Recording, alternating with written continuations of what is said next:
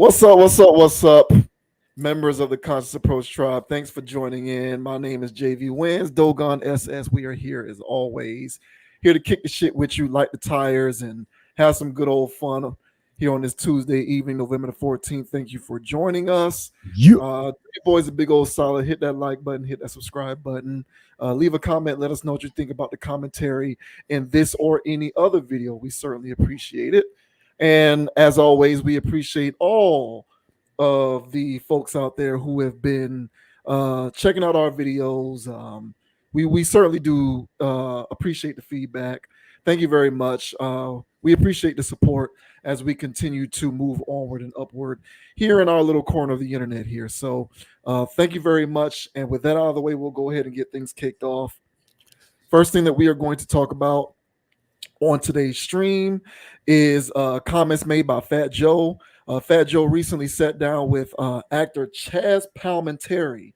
Now, I know this guy from movies from back in the day, like Bronx Tale. He's been in a bunch of stuff, but the first thing I remember seeing him in is Bronx Tale. He played the mobster that the kid was trying to get on with, and Robert De Niro was the dad trying to keep his kid out of the mob life and so on and so forth.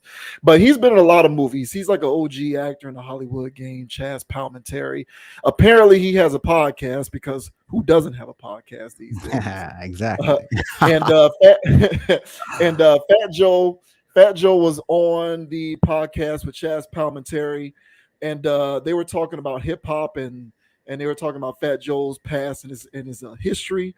And Palminteri asked Fat Joe an interesting question. He asked him if you have to be from the hood in order to be a real rapper. Air quotes around the word real, whatever the word real means. Chazz Palminteri was essentially asking, do you have to be a street dude? Do you have to be from the hood in order to qualify as a rapper, in order to be someone that people should pay attention to when it comes to the rap game? So interesting thoughts on this, to be sure. But first, as always, for context purposes, we will play a brief clip of what Fat Joe had to say, and then we will talk about this situation once the clip has concluded. You. You think Joe is a real rapper has to grow up in the hood to be a real rapper? I wouldn't say that 2023, Right. because there's so many different forms of hip hop, so many Yeah, different. that's a very good but point. when we first came out, I yes, think that's a good point. and it's unfair to rappers that are successful, kids, because rappers that are successful have a following that follow them and say, "Man, we know Joey." So now you get a kid of a celebrity, of a hip hop star, Right. and they grew up in Listening to you and the everybody. Little House on the Prairie, though. Got it. And so the hood is like, nah, you grew up rich. We don't want to hear your story. You grew up rich. Right. So it's very unfortunate for like artists who have talented kids who want to become artists, because the people in the streets are like, nah, they didn't grow up like they dad. They dad, 50 Cent got shot 9 times.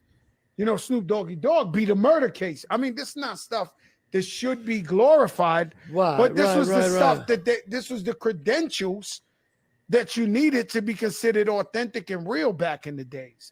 And now I think a lot less. I think now it's all right. It's all right to grow up, middle class. It's all right to grow up with a mother and father and make hip hop music.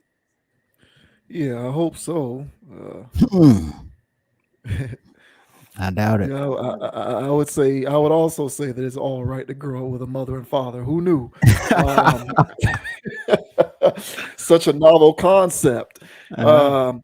What do you make of what Fat Joe had to say there about rappers need to be real by rappers being real by coming from the streets, but nowadays not so much.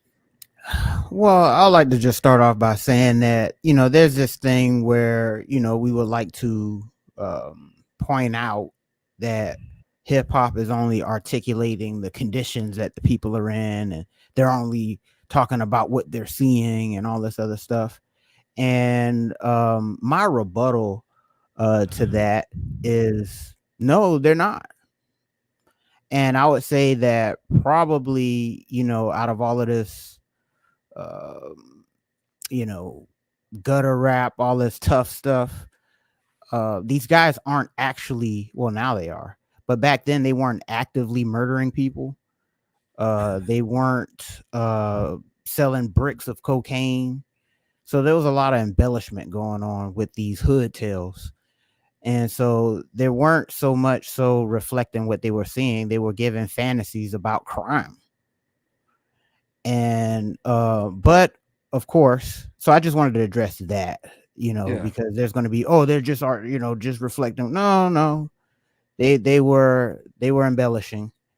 And so when it comes to the street cred thing, I mean, I agree. It comes with that what hip hop turned into, which was rap. It turned into rap.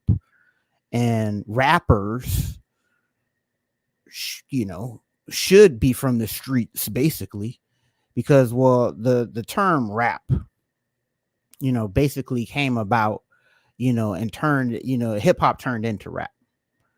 And so hip hop artists turned into rappers. And so with the turn of rappers being rappers, well, that whole thing was just about glorifying, street life. So it came with this thing where if the genre became synonymous with glorifying street rap, well, then you have to be from that background in order to talk about so there had to be that level of authenticity first. So, but which came first, the chicken or the egg? Did you have to be from the streets in order to make rap songs, or did hip hop change into this corporate, cash cow? And then in order to make it, you had to talk about crime. Well, I would say that hip hop turned into a corporate cash cow that in order to air quote make it, you had to talk about crime. And who better to talk about crime of people that actually came from that background? So unfortunately, that's what the genre turned into. And then there were these people who were either could talk that talk. They knew enough of that lifestyle so they can articulate it in a certain way. They had certain verbiage and vernacular that they can use in order to say that, hey, I'm from the streets, because you don't know about these ounces and these scales or none of this stuff unless you actually been around it.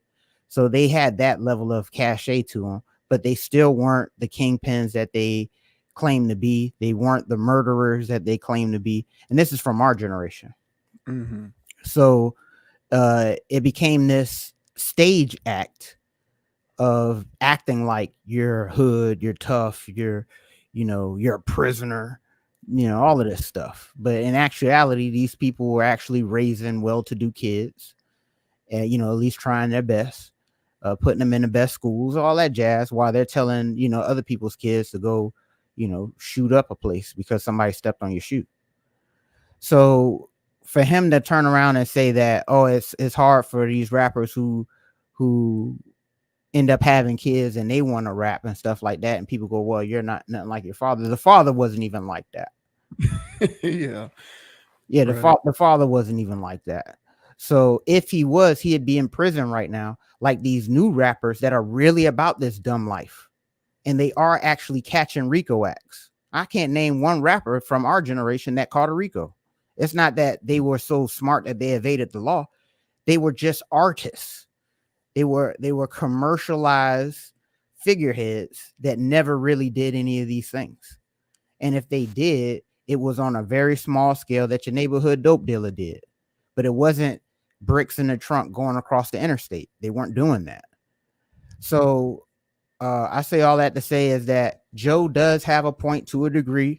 It is sad. It is unfortunate that, that became synonymous with just the art form. But be that as it may, I don't think that this was something that the people per se wanted. I think this was more of social engineering, and then the people having an appetite for MSG, GMO foods, and stuff like that. So whenever they taste the real thing or hear the real thing, organic rhymes, they immediately get turned off because, well, I don't like vegetables. I don't like apples, so give me the apple croissant. Give me the bacon and cheese biscuit with extra honey and all of this other stuff, because that's what their palate has been trained to absorb.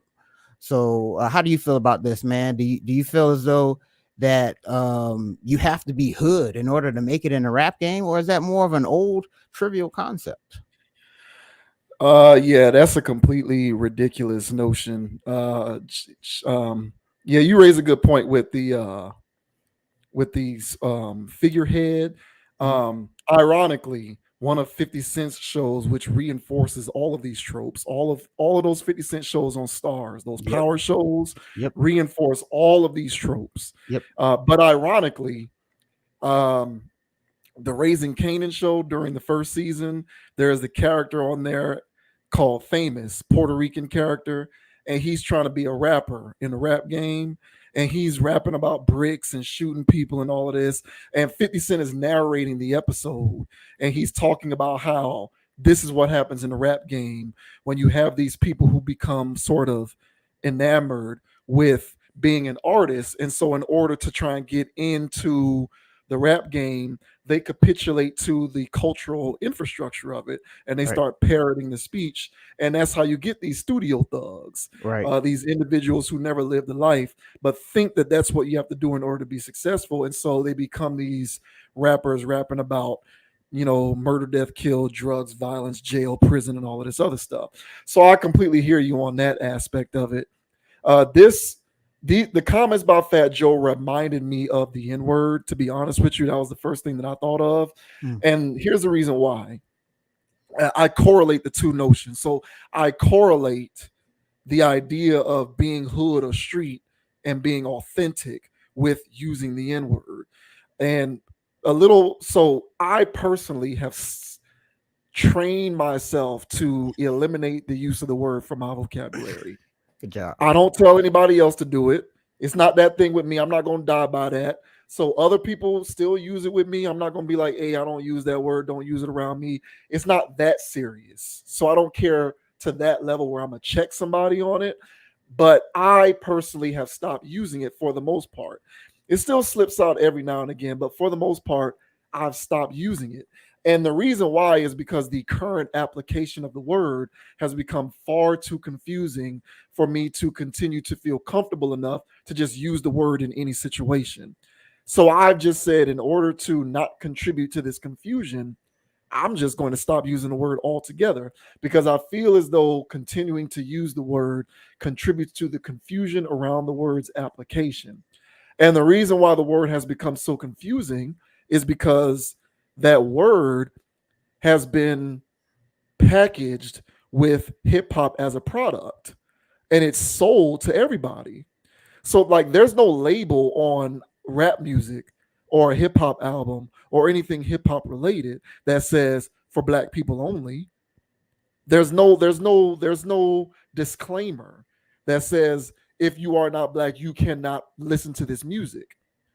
So when these artists perform these shows and they're at these festivals or they go to these concert venues or just at large, Drake or anybody else who's huge on Spotify and Apple Music, the majority of the people consuming this stuff are people who aren't black.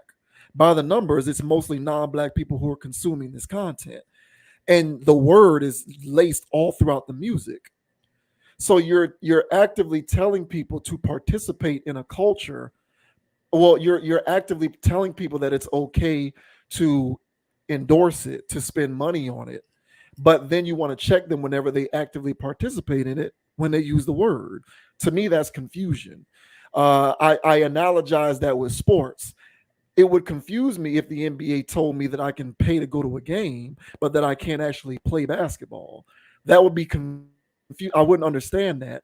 So you mean to tell me that I can buy all your products and buy all your jerseys and spend $5,000 on season tickets and go to the game? But if I were to actually buy a basketball and try to play, like, the NBA police are going to show up out of the woodwork and check me on playing basketball. Well, if I can spend my money on this thing, I should also be able to participate in it. And because the N-word has become a part of the package, the business of the consumption of hip hop, and you're selling it to everybody, not just black people, not just brown people, not just poor people, it's being sold to everybody. You can't then turn around and tell those individuals they can't use certain words that's in the music. That is, in effect, your way of telling somebody that they can spend money on something but not actively participate. That's weird. And the reason why this has become such a confusion is because the music has become commercialized. So this studio hood street thug stuff has been turned into a product that is bartered and sold to people worldwide. Mm-hmm. So if we are going to uh if we are going to admit or all agree hip hop is no longer a subgenre, rap is no longer a subgenre, it's a major genre, it is consumed by everyone, then we at that point must also admit that you don't have to relegate yourself to a singular notion within the genre that historically is what you had to cop to in order to be successful. It's now free reign. So if you're a suburban kid, if you're a middle class kid, if you're an affluent kid, the example that Fat Joe used was children of hip hop people who, of course, grew up well to do and did not grow up like their parents. Like, this thing is a commercialized product. Therefore, if you come from any sort of background, whether it's street hood or whether it's affluent, middle class, upper middle class, it doesn't matter. There's no barrier to entry for it, and there's no barrier on the circumstances that surround your individual past that would inhibit you from being a part of it. So you should just let everybody in, and we shouldn't still be dealing with these weirdo unwritten rules, like, Major League Baseball with their unwritten rules that are just weird. Who cares? No, you don't have to be street. No, you don't have to be hood. And the fact that people still cling to this is a part of what allows for a lot of the tropes and low-hanging fruits associated with this music to continue to persist. None of this stuff should matter anymore. So if we want everything to be more clear, less confusing, if you want people like me to stop preaching about why I don't use the N-word anymore, then let's let some of that stuff go, because it really is silly and arbitrary. It's kind of antiquated. Y'all created this by selling it as a product to everybody in the first place. So these are parts of the fruits of that labor. You reap what you sow. You've opened the floodgates and let everybody in, so let everybody have at it. And if somebody wants to be a rapper, despite the fact that they ain't come from the hood or they didn't come from the street, they're just as real as the street rappers are, because this is not about articulating a lifestyle anymore. It is just about propagating a business and about, being a business out of this music that you call an art. And that's pretty much where it stands. Yeah, I agree with that. And I would also say that people, as I mentioned earlier, people have been trained on this appetite of savagery. And, dating back as far as I can remember, the envelope was constantly getting pushed in music and hip hop. And, being more reckless, because when NWA came out, it was a shock on how they were using the N-word, how they were talking about killing other black guys, how they were talking about, the police and all these other things, just how the vulgarity of it. Luke too, by the way, with the envelope that Luke was pushing with his raunchy rap and all that other stuff. And when the envelope has been pushed, every year, if you will, everybody's always trying to say the most outlandish thing, the most, crazy thing or whatever. So as I mentioned, all the embellishment and all that stuff that came with, gangster rap or whatever you want to call it, in our generation, that's when trap rap and all that other stuff really grew and took off, because of how cutting edge, about how much of the envelope is getting pushed on how you're talking openly on a microphone, how you sell drugs. It's just the concept was just mind blowing of like, can you even really say this? You doing this and getting away with this? Like, this is wild. And it's just a mindset of constantly pushing it. That's why when Future is what he is now to today's generation, is because his music is intentionally savage. It's constantly pushing the envelope on how much drugs one can consume, how savage they can be towards women, how matter of fact they are about making money, all this other stuff. and all that envelope pushing.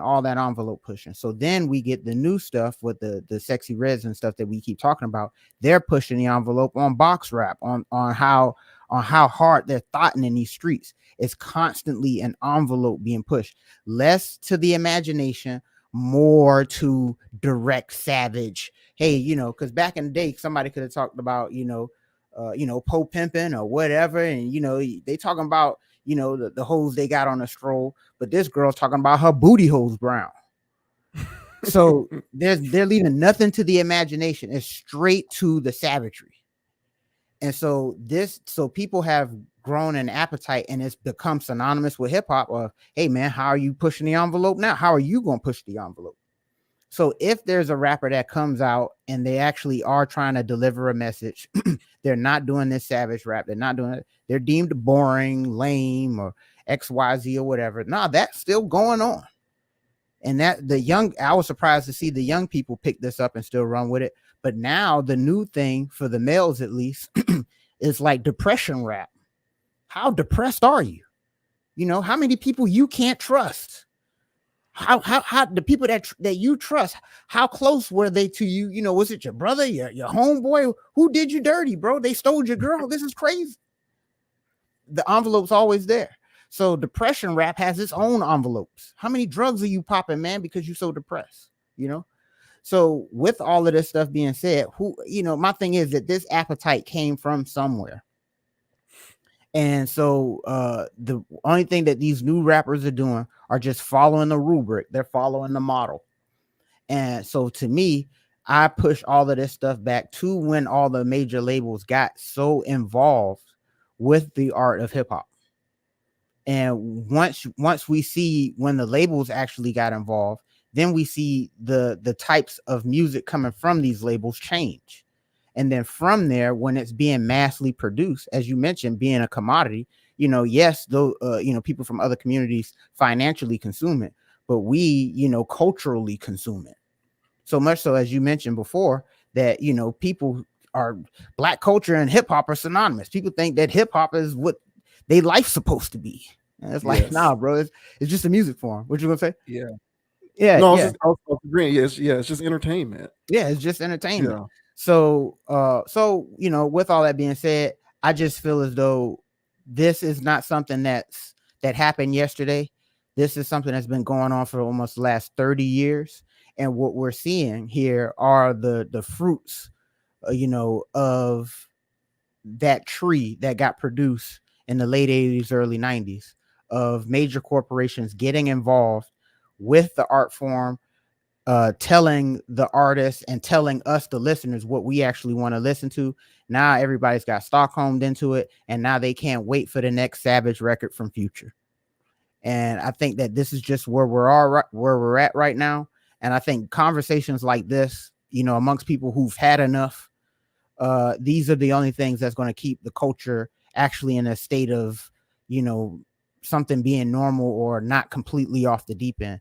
But the young generation, they're too young to understand. But for us, the people that saw, pretty much hip hop in its truest form, from when we was young to what it is now, I think, we actually have the perspective to actually look back and say that, hey, man, there was like you can actually pinpoint a time to where, it became thug rap, if you will. So, yeah, I think the artists are just doing what they have to do, air quotes, to get on. And yeah, like you mentioned, that character from the show, they feel as though they have to go down that route. And there's a lot more brothers doing that than trying to stay solid. So it's sad, man. But right now, it's got the people in the chokehold, man. And they may not want to be the biggest, baddest thug, but they still have to be some level of tough. And I'm not seeing that going anywhere anytime soon. So, I just, to me, this is about commercialization. Mhm. That's what this is to me. Mhm. It's the company who, puts chemicals into the water supply, and then people start getting sick, but then the company wants to shirk responsibility for people getting sick. And it's like there's a such thing as corporate responsibility, You have to be responsible for the ramifications of your business practices and deal with what happens when there are adverse results to the decisions that you've made. And I think packaging hip hop, I keep conflating hip hop and rap, and to me they're different. I Mhm. think the decision to package rap as a product to sell to everybody, even people who cannot empathize with the lifestyle inherent in the music, was a strategic decision that has yielded unintended consequences. And one of those unintended consequences is confusion around culture and how seriously people are supposed to be taking this music and how you're supposed to be following it like gospel, excuse me, or lack thereof. And the thing about it is, this is the bed that you've made. And so we have to deal with this. And it's why I've always contended I'm not saying that it's right, but I have nevertheless contended it shouldn't be white people using the N-word to me shouldn't be, it should be a non-issue at this point. And I genuinely feel that way. And I know a lot of people don't like to hear me say that, but I mean that because this is what you get when you package something and sell it as a cultural commodity to people in various communities.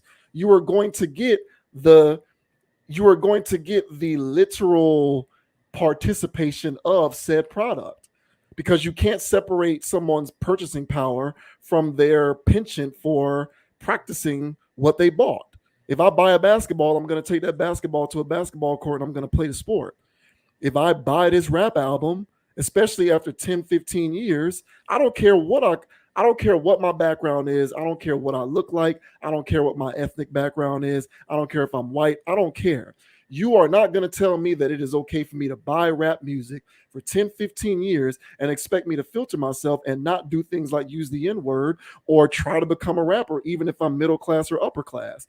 No, you sold this thing to me. So I'm reserving the right to actively participate because you sold it to me.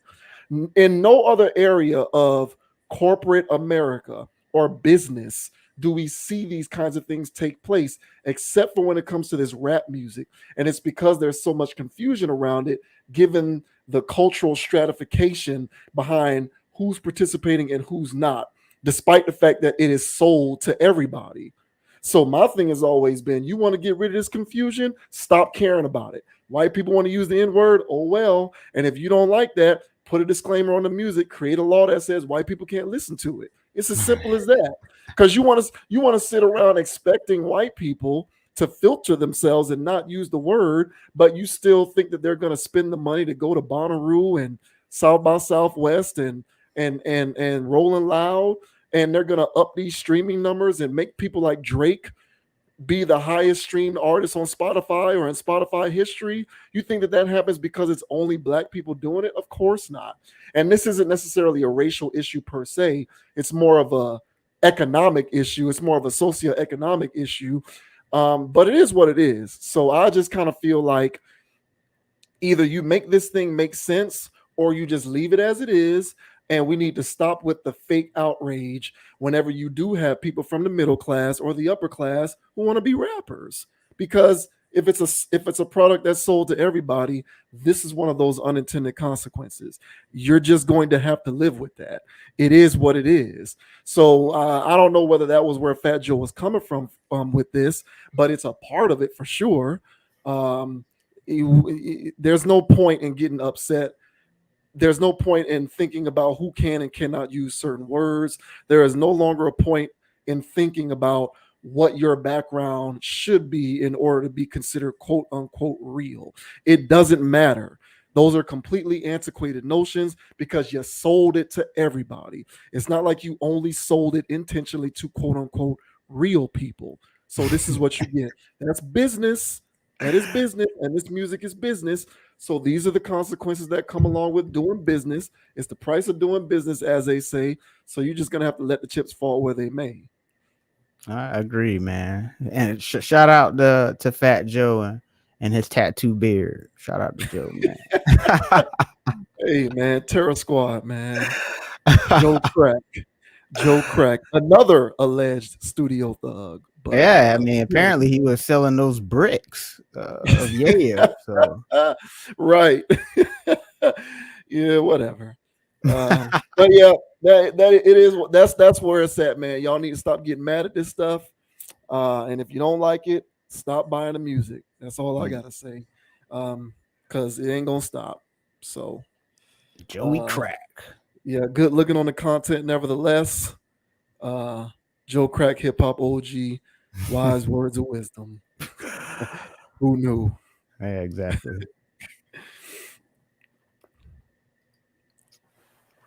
All right, so we got pop star Chloe Bailey. I only know her from her Instagram pics and posting, showing off her body. Apparently, she's an artist. I wouldn't know. I just know her mostly for, talks about body positivity and thickness and who she's dating. That's what I know her mostly You for. said thickness. Yeah. And speaking of dating, she recently discussed how she handles cheaters or cheating men. And obviously, this is a topic of discussion that is important when her name gets brought up, because as I intimated a couple of minutes ago, people are more interested in her personal life than they are with what she is doing musically or artistically. But that's America these days. What else do you expect? So to provide some context here, this is a screen share from Hot New Hip Hop. Says Chloe Bailey reveals how she handles cheaters. Chloe Bailey has skyrocketed to superstardom as of late. Overall, she and her sister Hallie have been seeing a lot of success. Presently, Hallie is in a relationship with the rapper DDG. Meanwhile, Bailey has had some high-profile flames in the past. However, as it turns out, Chloe has had some issues when it comes to men being unfaithful to her. One would think that she would have no issues with that. Yeah, right. Shame on you for thinking that. That said, some people just don't know how good they have it. Instead, they step out regardless. While speaking on the Zach Sang show, Bailey spoke at length about cheaters in her life. Overall, she did not mention any of those cheaters by name. Instead, she simply spoke about what she does once someone cheats. Basically, she doesn't give them any leeway. Instead, she immediately cuts them off. Ultimately, it is a pretty good strategy. Cheaters typically don't stop cheating after they've already done it once. Not to mention, Bailey gives them a warning at the start of the relationship. So, here is a clip from Bailey's appearance on this Zach Sang show. So we'll let her speak for herself. Yeah. Sorry that you got cheated on. It's all right. Been a couple times. I feel like no Really? matter how bad of a bitch you are, sometimes niggas will cheat. Whoa. Is it immature? It's not a you thing. It's a them thing. Oh, every time. And like anytime I find out somebody cheats, I move on. And they don't believe me, I'll tell them in the beginning. I'm like, we're imperfect humans, but you cheat on me, I'm out. And they don't believe me till their number's blocked. How do you find out they're cheating on you? They just straight up tell you? God, Instagram, life, all the above. Them not putting away evidence, Really? panties, hair ties. You found panties. A lash extension on the shower floor. That's not mine. And I haven't been wearing lashes for a while. But I kept that to myself. I just waited to just collect more evidence. Jesus. Yeah. How long would you wait before you would tell someone? How much evidence did you need? Till they can't deny it. Till I can't be gaslit out of it. Shit. Yeah. Sorry. Nobody I'm deserves chilling. that. I know I'm you are. thriving You're and doing great. great. But Please. Yeah. No. So it looks like Miss Bailey has a zero tolerance policy there, and she even lets them know when you cheat on me, it's out the door. Hey, we're imperfect humans, but if you do this to me, you're done, sir. Yeah, man. So, what do you think about that, man? Does she have the right idea or what? Yeah, I mean, I commend her for having that stance. I mean, I don't fault her for it. Protect yourself, right? So if there's somebody out there that claims that they down for you, claim that they love you or whatever, and they're lying and sneaking behind your back, then yeah, I mean, you deserve to cut that person off. So I don't have a problem with her overall philosophy. The problem that I did have with this was her addressing herself as a bad bitch. Now, yeah, this ties into your last conversation where you was like, "Oh, yeah, man, don't be what's that?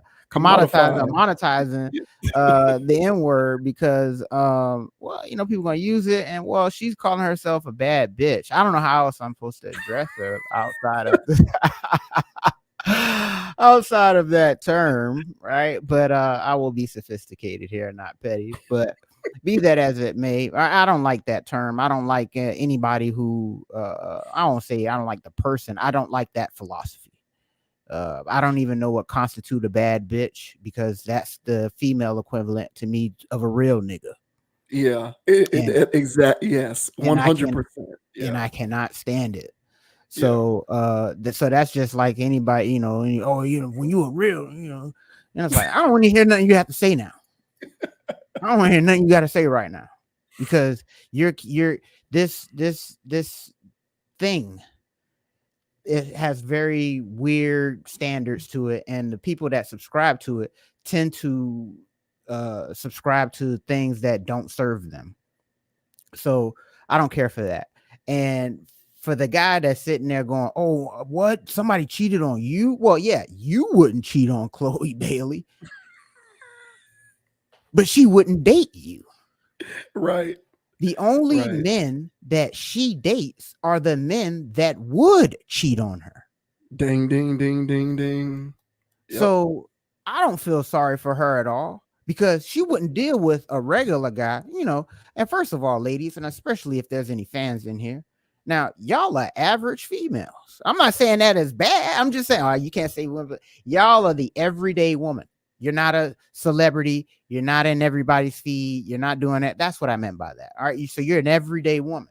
And as an everyday woman, the type of man that you would date, all right, even though you got high standards and all these other good things, but these are close to your lifestyle and you're being realistic. So these types of men that you would date are broke boys in her lifestyle. She wants rapper. She wants CEO. She wants ball player. She wants men that have endless options. So since, men that get DM'd for vagina, those men. So those men will never turn down all of those options for her, because she's a dime a dozen once you get up there. So for this whole notion that, man, they would even cheat on Chloe Bailey. See, it ain't no hope out here for us girls. Like, no, you got to understand the caliber of men this woman is dating. She don't live the life as you, so you can't put her in your shoes, So I would just say this to the everyday woman, before you go, look, even the women up top, even the baddest bitches can't even get themselves a loyal man. Pump the brakes. And then ask yourself, what kind of pond is this woman fishing out of? And if the only thing that she's looking to catch are ball players, athletes, rappers, high-level CEOs, all this other stuff, yeah, those are the ones you throw back in the water. Because if you want, loyalty and him not to cheat, you throw that back in the water. Now, if you know what time it is, you go ahead and live with that, right? But if you think that, you're going to be blocking numbers and stuff like that, and all this other stuff because these dudes are cheating, I don't think you're being quite realistic. So how do you feel about this thing, man? Do you think that Chloe Bailey has the right formula here of handling these guys that are doing her wrong? How do you feel about this? Bro, I don't even know. I don't even have any ammo in my chamber anymore. You just took all my ammo. Oh, man, I couldn't have said that. I couldn't have said that better myself. I really don't have anything to add to that. I really don't. So when it comes to this whole relationship conversation, unless I'm watching some anti-female red pill incel channel, which I don't. But I would imagine that those are the only types of content that I would be watching to not hear what I'm about to say. I am routinely told that women are smarter than men. that women have better judgment than men. Women should be running things because men, their egos, they can't handle certain things. Women, I am just told overall that women are superior. And within the context of the relationship conversation, I'm often told women are better, smarter. They just have their finger on the pulse of the way things should be, much better than men, right? I'm told that all the time. That's what I hear, at least. That's the rhetoric going around in all of these conversations with all these relationship podcasts, because there's thousands of them out there now. Everybody has an opinion on relationships, and that's what I hear a lot. Women are just better. Well, last time I checked, someone who is equipped with ample intelligence and good decision making doesn't subject themselves to insanity. Insanity and intelligence are mutually exclusive. Like, you can't be someone who is insane, but also pray tell to be someone who is consistently sound in their decision making and their intelligence. Yet, women continuously find themselves complaining about men cheating on them. Now, why is that? To your point, I feel as though the reason why these women are talking like this is because they cannot get out of their own way. They cannot help but only consider the exact type of guy who is more likely than not to cheat on them. Why is that insane? Because you keep doing the same thing but trying to get a different result. Now, I don't know Chloe Bailey's dating history like that, but I would imagine it is not all that dissimilar from other women in her position. And I am inclined to agree with you. In her mind, she is thinking to herself, hey, rapper, hey, movie superstar, hey, CEO hedge fund guy, hey, NBA player, hey, NFL player. You guys are the ones that I want, but hey, you can't cheat on me. And that is, of course, an absolutely insane notion, because men who can exercise unlimited options are most likely to cheat on one woman. But that's what you want, and that's what you're attracted to. That's what gets you going. So you're just in this endless loop of insanity and bad decision making, and you can't get out of your own way. Which is okay, because as she said in her opening remarks, we are all flawed, we're all human. So hey, y'all are flawed and y'all are human, and you guys have horrible decision making when it comes to men. Just don't rebuke my idea that you are not inherently smarter or superior to men. If anything, we are all prone to making dumbass decisions, making dumbass choices. Men make dumb choices. Y'all women make real stupid choices. Because if you really wanted to not get cheated on, you would just date the kind of men who are more likely than not to not cheat on you. And I've spoken at length in previous conversations on this channel about my issues with the use of the word average. And I know that you clarify what you mean when you use that word, but trust and believe, most other people who use the word average are placing a negative connotation on the word. Yeah. So when they use the word average, they are actually calling you something that is not worthy of being below dateable. average. Yes. When they're using the word average, they are saying you're not tall. And this is for anybody, but women like to use the word average to describe a guy mostly who doesn't make enough money for them, because a lot of times this falls along the lines of income. It's just coded using certain politically correct words like average or below average, whatever. But when they use the word average, they're talking about income, they're talking about height. Some of them are so specific that they want to talk about if you have a beard or tattoos. I've heard women talk like this. So my thing is, you don't want to date average according to the way you use the word, not average in terms of the way it should be used. But you also don't want to get cheated on, where you're going to have to pick one. You're going to have to choose one. Either amend the way that you choose your men, or deal with the fact that you will be perpetually cheated on. But you can't have it both ways and want to date men who have all of the options in the world, but then maintain this expectation that you ought not to be cheated on. Now, kudos for her if what she is saying is true, and that she does break up with a guy once she discovers that he's been unfaithful to her. I don't even know if that's true. She could just be saying that for all I know. I don't know her from a can of paint.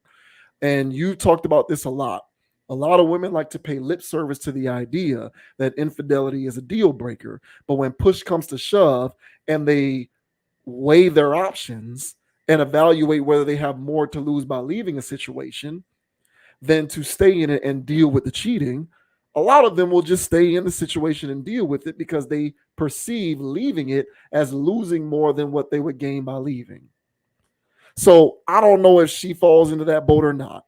If I'm taking her at her word and she does leave, kudos to you, miss, for leaving whenever you discover that a guy cheats on you. But I'm willing to bet that your preferences are set to where what you choose with men puts you in a situation in which you are most likely to be cheated on. Period.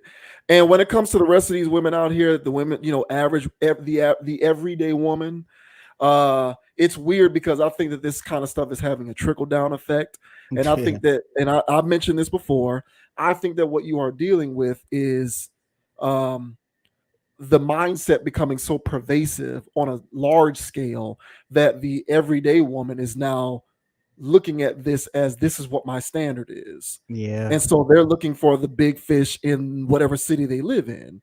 And those guys within those pocket universes have all the options in the world. So if you live in Houston, New York, if you live in Dallas, wherever you live, if you live in Atlanta, you live in wherever you live, Chicago, whatever city you live in, and you're the everyday woman out there trying to make yourself exclusively available to the men who reside at the top of the food chain in those environments, you're dealing with the same thing. So the mindset is something that is becoming more pervasive. It's no longer endemic to women in the entertainment industry. It's everywhere. So all y'all need to accept responsibility for why you continue to deal with this. If you want to experience different results, open yourselves up to the idea of dating different men. And until you do that, you're going to get the same result. It's no different than the guy who says, I'm dating this kind of woman because I'm tired of these women looking at things this way.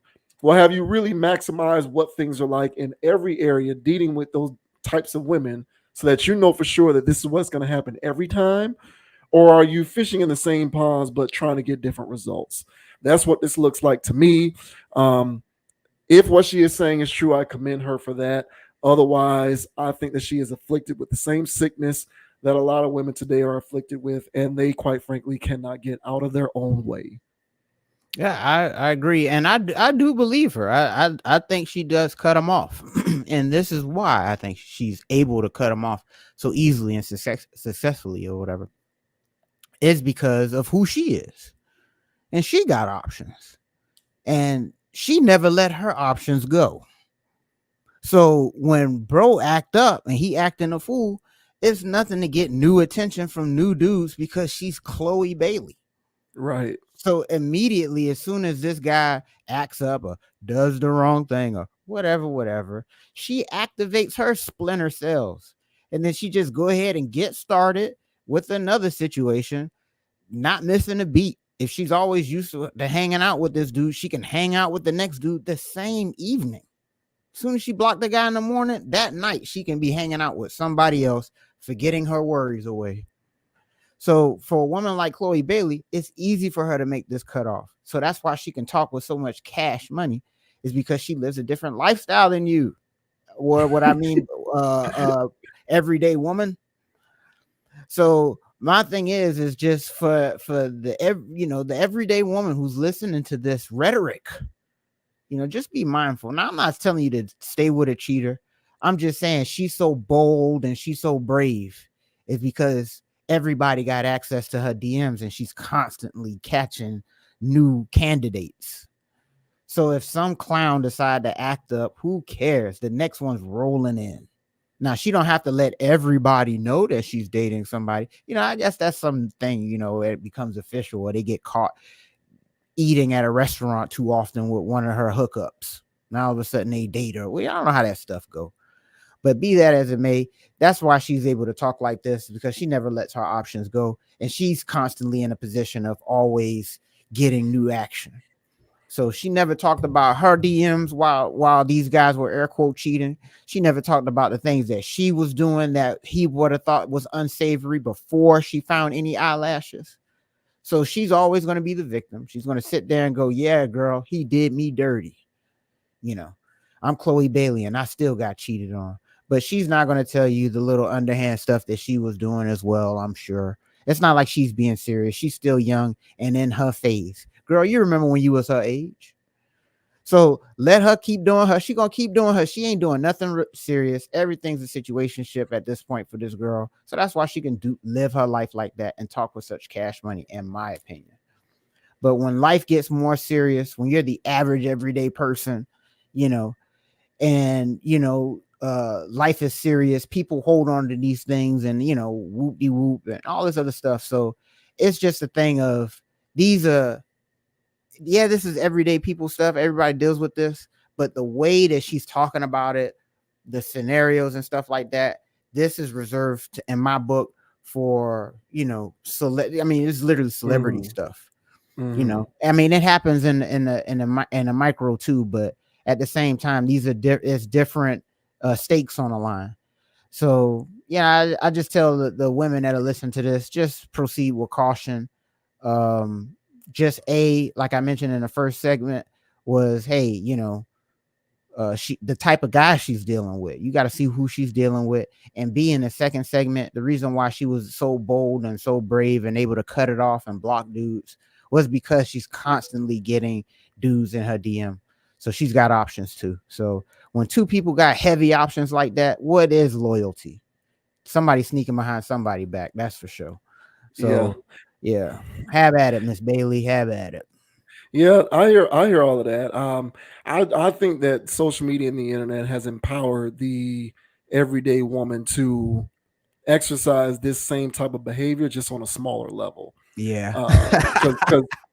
Because everyday women nowadays, with respectively, one can argue that they as well have unlimited options. Yeah, we get because they're getting DM'd and hit up and messaged and given attention constantly on their own social media networks, within their little pocket universe. It's not on a large scale level like celebrities, but within their own little areas, and in their own networks and who they know, especially especially like women who go to college and all of that, and you're exposed to so much different penis. they're getting the same. It's on a scale, right? So it's relative. You're right. I think that relatively speaking, on their scale, they're getting the same kind of frequent action. And so I think for them, they operate a lot largely in the same capacity, I feel, where it's just like, I don't need to. Well, first of all, they deal with guys who are also, relatively speaking, on that level where they're going to be dealing with that same kind of stuff. But also for them, they get so much action themselves that to them it's nothing to like cast one dude aside to just promote the next guy off the roster. We always talk about how women date in a masculine way anyway. They got a roster. So it's about who's the next guy up off the bench. They always got them. There's always, I believe most women nowadays, if they are even halfway attractive, have at least 5 guys in rotation, 5 guys who they communicate with on a regular basis. The one who is winning, obviously, is the one who has access to the box. And the other 4 are lying in wait until that guy messes. And the minute that he messes up, the next guy gets promoted off the bench. Yeah. The next guy gets promoted off the bench. So I think, much like you, she has guys on the bench. And she doesn't care because she'll just promote the 6th man to be the new starter. Yep. Because that's just the way this stuff works nowadays. If you play the game like that. Cold world, man. Cold world. Remember that number is 5. 5. They got 5 in rotation at all times. Jeez. All right, so Mr. Dogon, what do you think about Dwayne "The Rock" Johnson being your next president of the United States? Because if the comments that he made with Trevor Noah are true, he was approached by people about running for president because they thought there was a realistic chance for him to win. So We thought that this was interesting. We go ahead and talk about it a little bit on the channel. So check this out. This is The Rock, and the fact that there were political parties, multiple, that were interested in him running for president. Interesting. So this says it came out of the blue. Dwayne Johnson says political parties were actually interested in him running for president. Arnold Schwarzenegger and Jesse Ventura have been governors, and a former reality TV show host. Let me start over. Arnold Schwarzenegger and Jesse Ventura have been governors, and a former reality TV show host was once president of the United States. There's no question that being a celebrity can really help if you have aspirations for political. And while Dwayne "The Rock" Johnson has said he has no plans, at least right now, to run for office, apparently both major parties have discussed the possibility with him. A few years back, a poll was released that said that a lot of people supported the idea of Dwayne Johnson running for president of the United States. Back in mid-2022, Johnson said he would consider running for office if that was really what people wanted. Speaking with Trevor Noah on Noah's What Now podcast, Johnson says that statement brought both major parties to his door to discuss the possibility. Johnson explained, "That was an interesting poll that happened, and I was really moved by that. I was really blown away, and I was really honored. I'll share this little bit with you. At the end of the year in 2022, I got a visit from the parties asking me if I was going to run and if I could run. The Rock running for office would certainly mean fewer Dwayne Johnson movies for a while, especially if he were to actually win. But it sounds like a lot of voters may be cool with that. Numerous Hollywood celebrities have used their celebrity to run for office over the years at various levels. In addition to Schwarzenegger and Ventura, Clint Eastwood was the mayor of Carmel, California. Matthew McConaughey has expressed some interest in running for governor of his home state of Texas. Part of the reason that both parties came to visit Johnson may be that it's unclear if he were to run, what party he would run under. Johnson was reportedly a registered Republican in the past, but is currently registered independent. He endorsed the Biden-Harris campaign in 2020, the first time he had ever publicly endorsed a candidate. He continued, "It was a big deal, and it came out of the blue. It was one after the other, and they brought up that poll, and they also brought up their own deep dive research that would prove that should I ever decide to go down that road, I'd be a real contender. It was all very surreal because that's never been my goal. My goal has never been to be in politics. As a matter of fact, there's a lot about politics that I hate." So, The Rock, WWE, and Fast and Furious, Central Intelligence, all these movies he's been in, Jumanji, and you can add President of the United States to his lengthy resume. If he were ever to go down that road, apparently there is some belief that he has a real legit chance to win. I think that this is funny, but what do you think about this? I agree. Full disclosure here, I do not participate in presidential elections. All right, so full disclosure here. So for one, I give nothing but satire is due to the fact that, well, I feel like the whole political process is satire. So with that being said, if I were voting, well, I would vote for The Rock. That's how much it works. Like, why wouldn't I want The Rock to be my president? So I like the concept. And I think that he would win. I think he would win convincingly if he were to run for either party. That's how much it doesn't matter. Yeah, I agree. I think whoever approached him on either side, I think they saw some good stuff, some analytics, maybe some, I don't know, and some good stuff because he fits the mold of a good president. I'm surprised he hasn't played one in the movie yet. So, yeah, I stand by that. And I'm going to go ahead and say this as well. Now, I think George Bush, the 2000 Bush, okay, that guy was an idiot, right? I think everybody can look back and, okay, that guy was an idiot. I would say the last president that was actually like being like a president to me was Clinton. Then Bush was a joke, and everything else after that more or less was a joke. All right. Now I'm going somewhere with this. So when we hit the Obama stride, that was absolutely perfect. And Obama was the best. He was the best presidential candidate I've ever seen. He said everything the right way. I mean, he was charismatic. He had all the qualities. He had the family. Everything was just great. Barack Obama, hell of a name. I mean, it was just perfect. And then you have to look and see, well, all right, I've done some research on Barack. And, dealing with Barack, he was definitely groomed for the position. I'll say that. And he was groomed to be a great actor, is my point. Hell, even Reagan used to be an actor.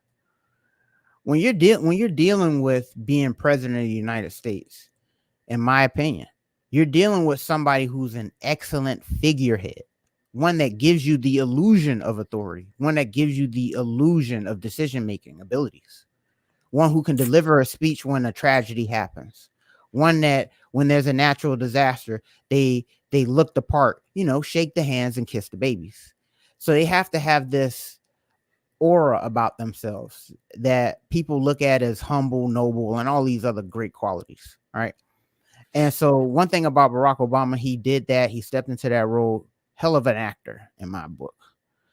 Then I was like, okay, well, who's going to be the next Obama? I'm like, those are hard shoes to fill. Like, who's going to be able to distract us as much as Obama did? I mean, as soon as anything was going on, tragedy in America, here you go doing the electric slide and everybody forgets. So I was like, now who's going to be able to do that?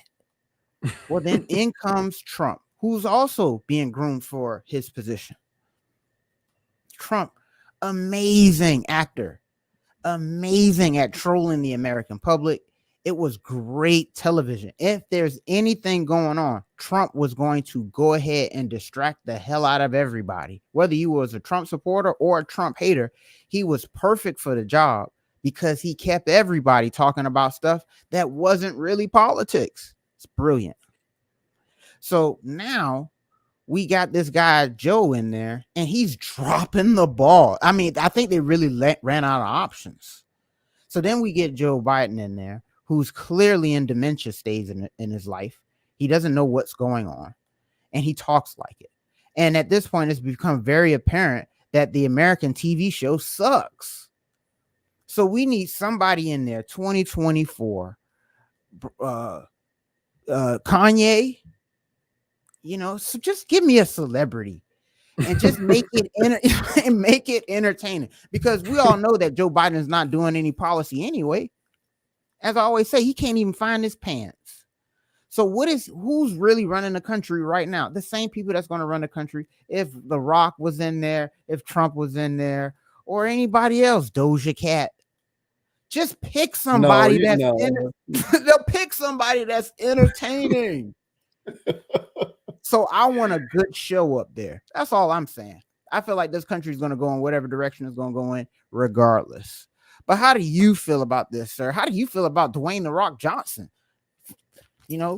Miami alum being a president of the United States of America.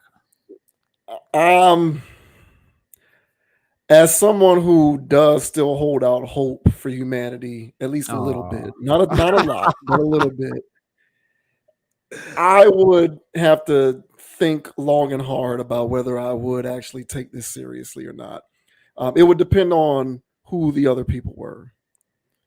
That is what I would use to determine how seriously I am taking this in terms of whether I'm going to vote for this guy or not, The Rock.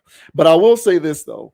I largely agree with your overall take about the president of the United States being a figurehead and less about it being about policy, because clearly we know that this office is less about policy and it's more about identity.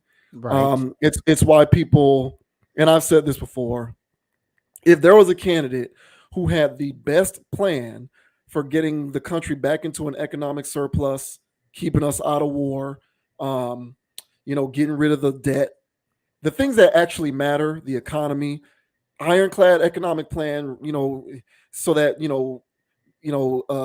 wages and things like that can be raised at a level that is commensurate with inflation, things like that, the things that actually matter, keeping people out of destitution and poverty, keeping us out of war, you know what I'm saying, lowering the debt. If there was a candidate who had an ironclad plan for all this stuff, but let's say he, I don't know, didn't want to do transgender bathrooms, right?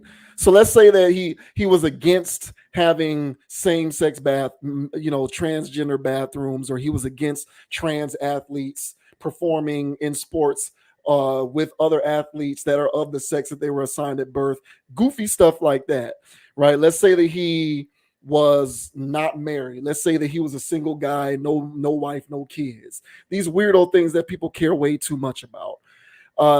People would vote for the president who had all that other stuff going on, but had a shitty economic plan, had a plan that was going to get us into war and conflict, and had a plan that was going to raise the deficit even higher.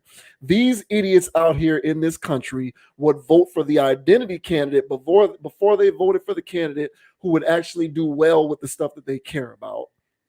So we know this for I'm well past caring about thinking that that's not true. That's 100% true.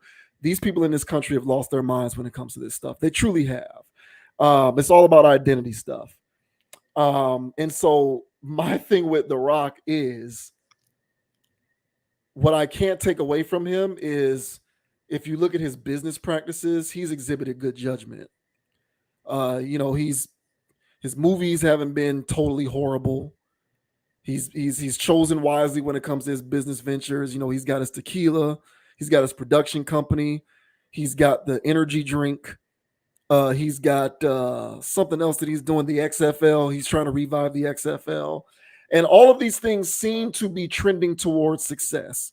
That tells me that he has good decision makers around him who can inform him on how to make the right decision, which further lets me know that maybe he can put his good decision making when it comes to selecting good people to insulate him to good use when it comes to this situation, so that he can have people around him who can help him come up with the best plan to do the right thing when it comes to all the things that actually matter, and to keep him out of the ring of fire when it comes to all of the goofy stuff that gets people caught up in career suicide, getting caught, cheating on your significant other, or saying something unbecoming towards LGBTQ people, or saying something unbecoming within a racial context, all that goofy stuff that I frankly don't care about, honestly. All I care about is the money, the economics, no wars, no deficit. I think that that's the stuff that's the most important. And I think that what makes a good president, in my limited knowledge of how this stuff works, is the ability to insulate yourself around people who know how to do their job. And I think that your ability to do that is contingent upon you having good decision-making skills. And I would have to infer from his decision-making thus far in his career in entertainment that he has a somewhat of a good intrinsic way to make good choices. And so from that standpoint, I would have to at least take it moderately seriously. But I would also juxtapose it to whoever it is that he's going against. And I would just make my determination therein.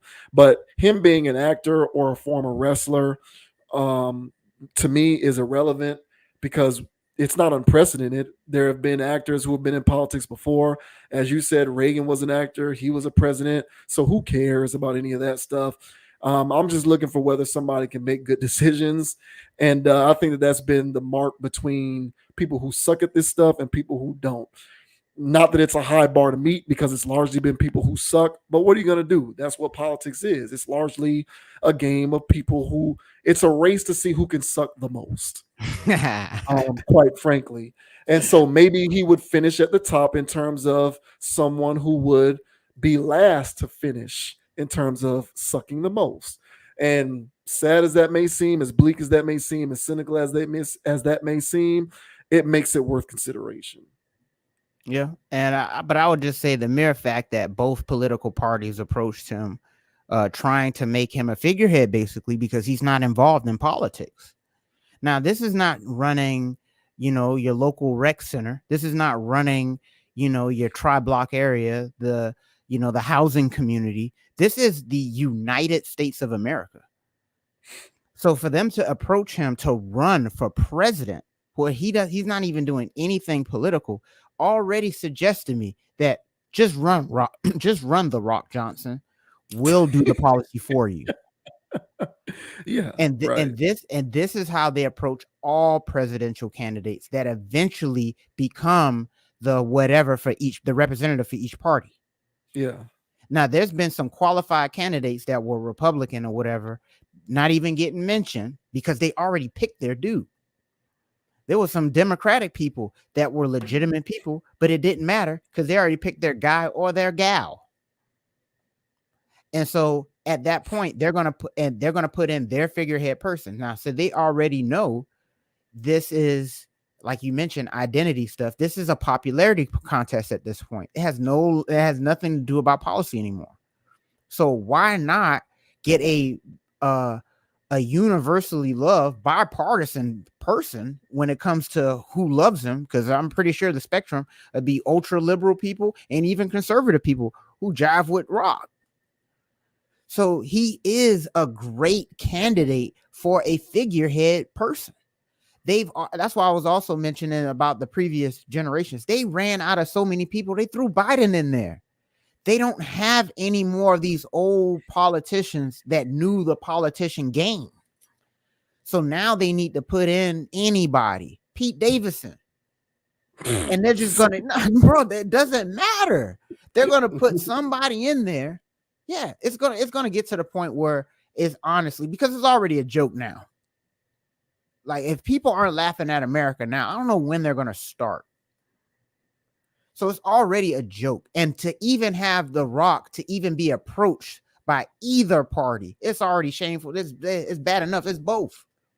That in itself is a joke. If a country is taking itself seriously, they would not be interviewing The Rock or asking The Rock to be president of the United States.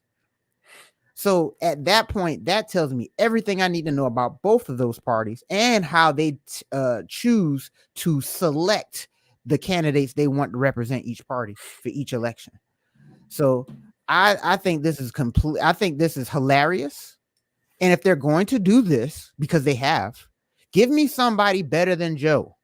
I want a good show. He's boring AF. I'm tired of laughing at old people gasps because that's not even really funny. That's a real life condition that real everyday people have. Dementia is not a joke. So I find it hard to laugh at disabilities. I want to laugh at Bush like I used to. I want to laugh at Clinton like I did. I want a good show. Trump gave me a good show, and Obama gave me a good Cosby Show vibe from whenever something's going. Yeah, whatever. Jay-Z and my iPod. My president's black, everybody going crazy. Like, yeah, that was a movie. I enjoyed that. Give me some more of that, because people just want to feel good and not know politics. So if you give me somebody like The Rock or any other celebrity that got interviewed and not mentioned, give me that person. So give me a good show like every other. I'm speaking for the American public who really think the same way, but that don't know that that's what they want. Hey, give me somebody up there that's gonna give me a good show, and we'll all be happy. Comedians that have something to talk about in they monologues, comedians on whatever everybody's gonna have something to talk about. People can't really talk about Joe or Kamala. This is just gross. This is gonna go down like those episodes when you're watching TV and they're doing like a recap episode. It's like, this is a waste of episode. Yeah, the writers ran out of time. Like, what's going on here? Yeah, So I hate those. Yeah, this is a boring episode. I don't want to watch this. I want to fast forward to the next scene. So give me somebody cool. So Kanye, I'm looking in your direction. Dwayne The Rock, reconsider. I want somebody up there that's cool as president. So yeah, man. To me, this is all a joke. To be honest. Don't think that he's impervious. You know, all he has to do is get caught on social media saying one faux pas thing, and it's a wrap. Who Rock? Yes, yeah. as beloved as he is, all he has to do is say one thing that pisses off black people, that pisses off gay people, that pisses off trans people, that pisses off women. All he has to do is say one little thing and it's over with. So that's the thing, is it has to be somebody who is popular enough, but also is neutered enough that you have that you can rely on him to not actually express an opinion. Yes. Him or her, whomever. Yes. And you know, The Rock may be that guy. Who knows? He doesn't really strike me as overly opinionated. But you know, that's what it's going to take. So as long as it's somebody who is equally popular but also not polarizing, then it's a good mix. That's why Kanye wouldn't work, because he will say something that's going to piss somebody off. You know, as much I would love the chaos. I would love the chaos. It was part of the charm. It was part of the charm for me behind Donald Trump becoming president, was just watching the chaos ensue, because he really had people arguing over this stuff. Yeah. Meanwhile, there's no actual policy taking place. Y'all just fighting over what he said about grabbing a woman's crotch or some of his other gaffes, because y'all really care this much about this stuff that doesn't really mean anything. And I don't know if, you know, the whole, if The Rock doesn't have that kind of thing in him, but he's liked enough, he can get in there. But trust and believe, in this day and age, all you got to do is just say something that somebody from one of these groups can even remotely interpret as moderately offensive, and it'll be over with, because it doesn't take much. It really doesn't. So yeah, he's not above reproach, but maybe if he plays the long game, he'll be able to sidestep stuff like that. But yeah, if you are an individual who has an opinion and furthermore likes to express that opinion, I don't think those people make it in politics, let alone the president, because an opinion is just going to be offensive to someone somewhere. It's inevitable. You can't help it. People can't help themselves. They need to be offended by something. So as long as The Rock knows that he can't offend people unless he tries to on purpose, then yeah, maybe this is realistic. Who knows? Yeah. Hey, he's got my vote. I'll register. I'll register and everything. Just cause. So go ahead, Dwayne. We want to see it. Yeah, he could be my trainer. He could definitely be my trainer. Yeah. Oh gosh. Okay, so next we are going to talk about Benzino and Coi Leray. Coi Leray has made some unfortunate comments as of late. Well, I don't know, unfortunate, whatever. You'll let you decide for yourself. But she made comments recently, speaking with Angie Martinez, about how her father, who is Benzino, is jealous of her career. These are kind of weird comments, and Benzino has clapped back towards those comments. So we'll go ahead and play a little clip here real quick. Coi Leray, by the way, is definitely a friend of the channel. This is maybe the fourth time that we have talked about Coi Leray on this channel. So this article from Complex says Benzino responds to Coi Leray saying her father is envious of her success in new interview. So I'm just going to go ahead and skip all the way down to this brief clip, and then we'll also read some of Benzino's tweets or whatever that was, whatever platform he was on, because he did not appreciate what Coi Leray had to say about him via this interview with Angie Martinez.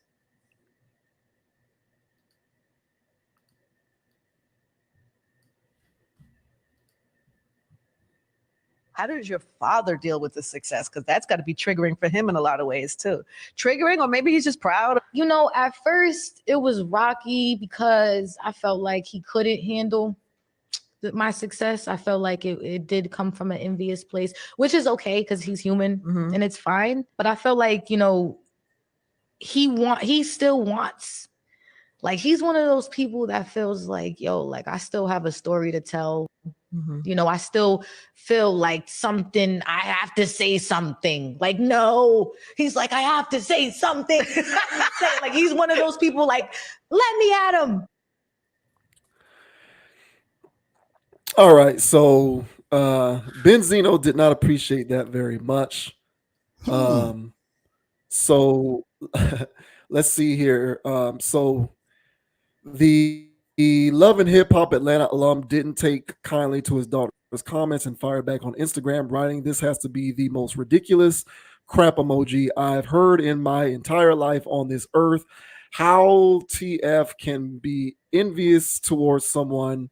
Okay, I'm gonna read this the way I think he intended because he's got some typos here.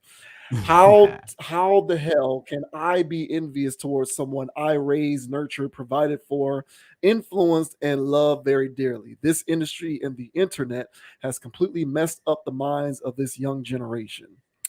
And then he goes on to say it's so easy to hop in the bad Dan bandwagon because 75% of black women and girls were without their dad in any capacity.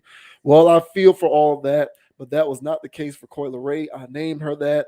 None of you were there, so please chill.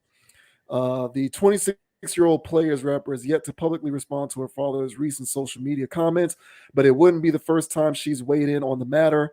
Over the summer, Benzino shed tears on an episode of the We in Miami podcast when defending himself over deadbeat dad accusations. So there is some internal familial strife. I don't know what's going on here between friend of the channel Coi Leray and her father, Benzino. Benzino has had a lengthy presence within the hip hop ecosystem. He was formerly the proprietor of what was the name of that magazine he had? The Source. Source. Yeah, the Source. So he is formerly a proprietor of the Source magazine, and now he is a regular on Love and Hip Hop. I forget which city. He once had a beef with Eminem. That's probably the thing that people in my generation know him for most famously. But he's been around the hip hop scene for a long time. And apparently he has had to deal with this deadbeat dad tag for a while. And unfortunately, it would seem as though his daughter, who is trying to carve a name for herself in the hip hop industry, has reinforced this idea that Benzino may not have been the best dad. So unfortunate stuff as it would seem, but what do you make of this situation? You know, I just take this as, now she tried to be as open as she could about this and understanding with her saying, you know, he's human, you know, but for her to confuse his parenting for him being jealous, I think that's a bit much. And so, yeah, bro, we were rocking and rolling. I'm pretty sure, you know, before she was even, you know, even born, you know, we were already catching parts of Benzino's work before she was even born. So this guy's been around, as you mentioned, the game for a long time. He's seen a lot. And with that wisdom, you know, a father's trying to father his daughter and try to guide her down the right direction. And I honestly think that she probably either came to him on some stuff like, hey, I want to do this, and he blocked it. Or, you know, hey, I want to do that, and he's suggesting that she don't. Or she had went out and already did something and he didn't approve. She's probably taking these things as him being jealous, hating, blocking. But I think he's taking this as, I'm trying to parent her and I'm trying to guide her down the right paths. I think one of the hardest things for young people is to understand what their parents are doing when they're trying to parent them. And if you don't go to counseling, or if you don't have, you know, solid people around you to help you see life through another lens, then you might go your entire life thinking that your parents didn't do right by you.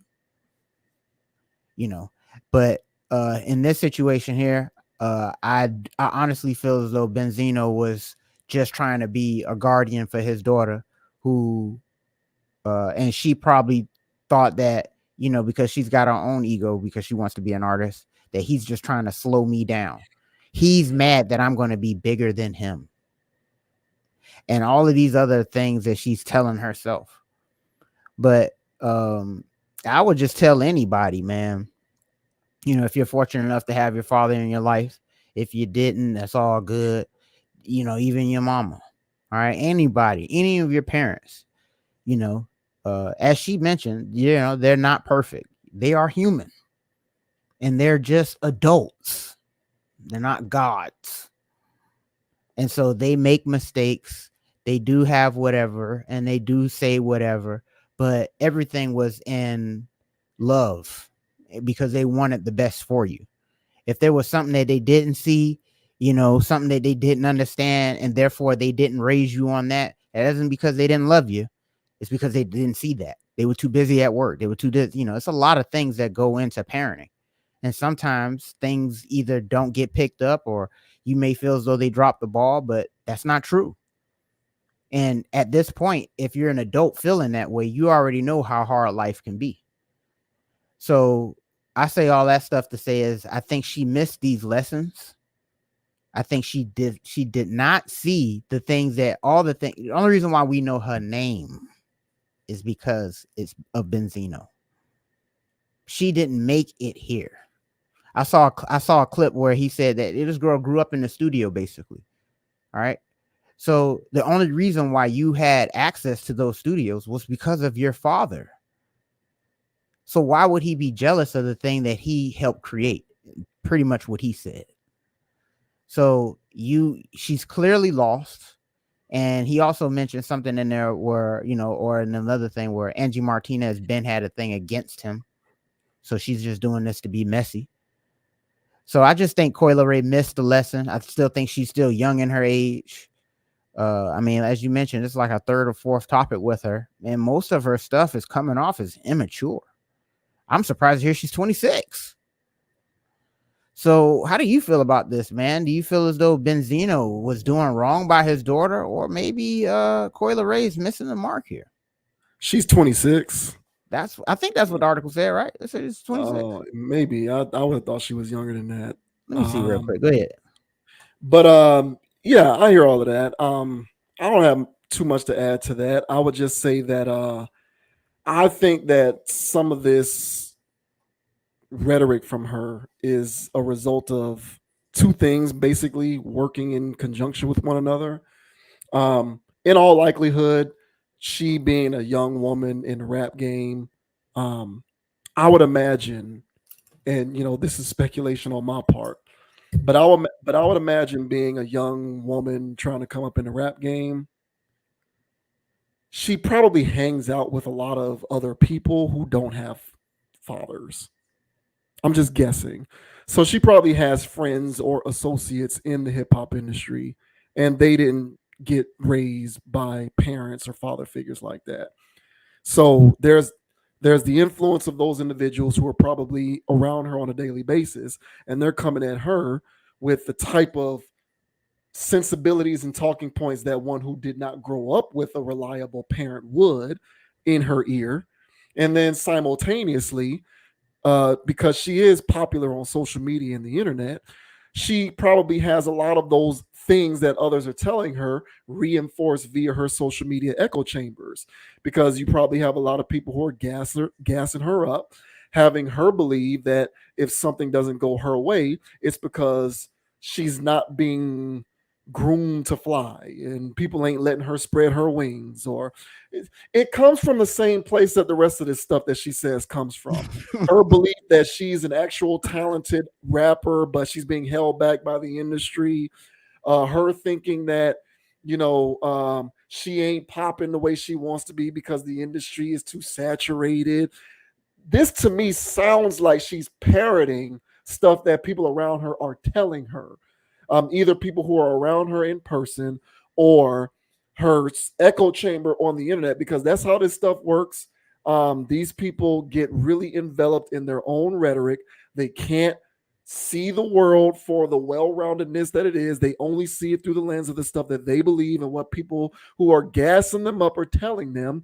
And so it's probably coalesced itself in a form of resentment towards her dad because she thinks she's being held back. Because generally speaking, I feel like she fancies herself someone who in general is being held back by the world. And why not hold your father responsible for at least some of that? Because your father is a part of this world, this cold, cold world that's continuously holding you back. So I just think that she has some stuff to get over, quite frankly. And maybe it'll come with time and maturity. Although 26, that's pretty she's that's 26. pretty old. Yeah, so that's pretty old at that point. So Yeah. there's a slight chance that she's going to continue to hold on to this stuff for the rest of her life. But at the end of the day, I just kind of think that this is what happens when you are just in an environment where you just have the same type of narrative being forced down your throat for such an extended period of time that you come to believe it to be true.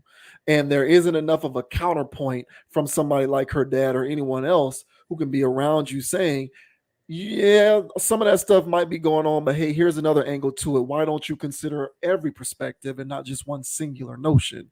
Right. And she's just someone who's considered one singular notion her entire life, and it's manifested itself into a form of resentment, not just with her dad, but with the world in general. And her dad just happens to be a part of that equation. Yeah, I agree. And hey, and shouts out to all the parents out there doing all the parenting, man.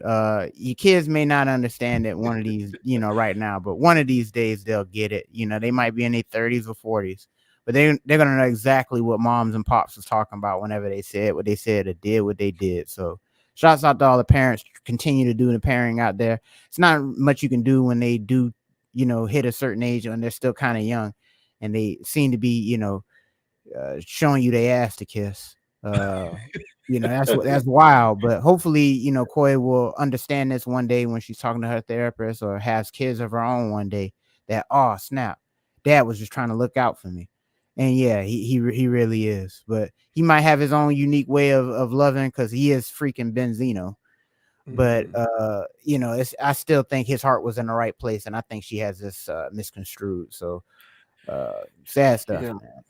I think she just has a general axe to grind with the world, because she seems to be complaining about a lot of stuff publicly. Yeah. And this, not to say that she was complaining about her dad, it didn't seem that way. And she was asked a question, so it's not like she just volunteered to start talking like this. Like Angie Martinez did ask her a question, so it's not like she went scorched earth on her dad. But at the same time, she routinely comes off as someone who's just got a chip on her shoulder, which is a good quality, because if it can be, if used in the right way, right, it can be a powerful tool because it can help you persevere and become successful.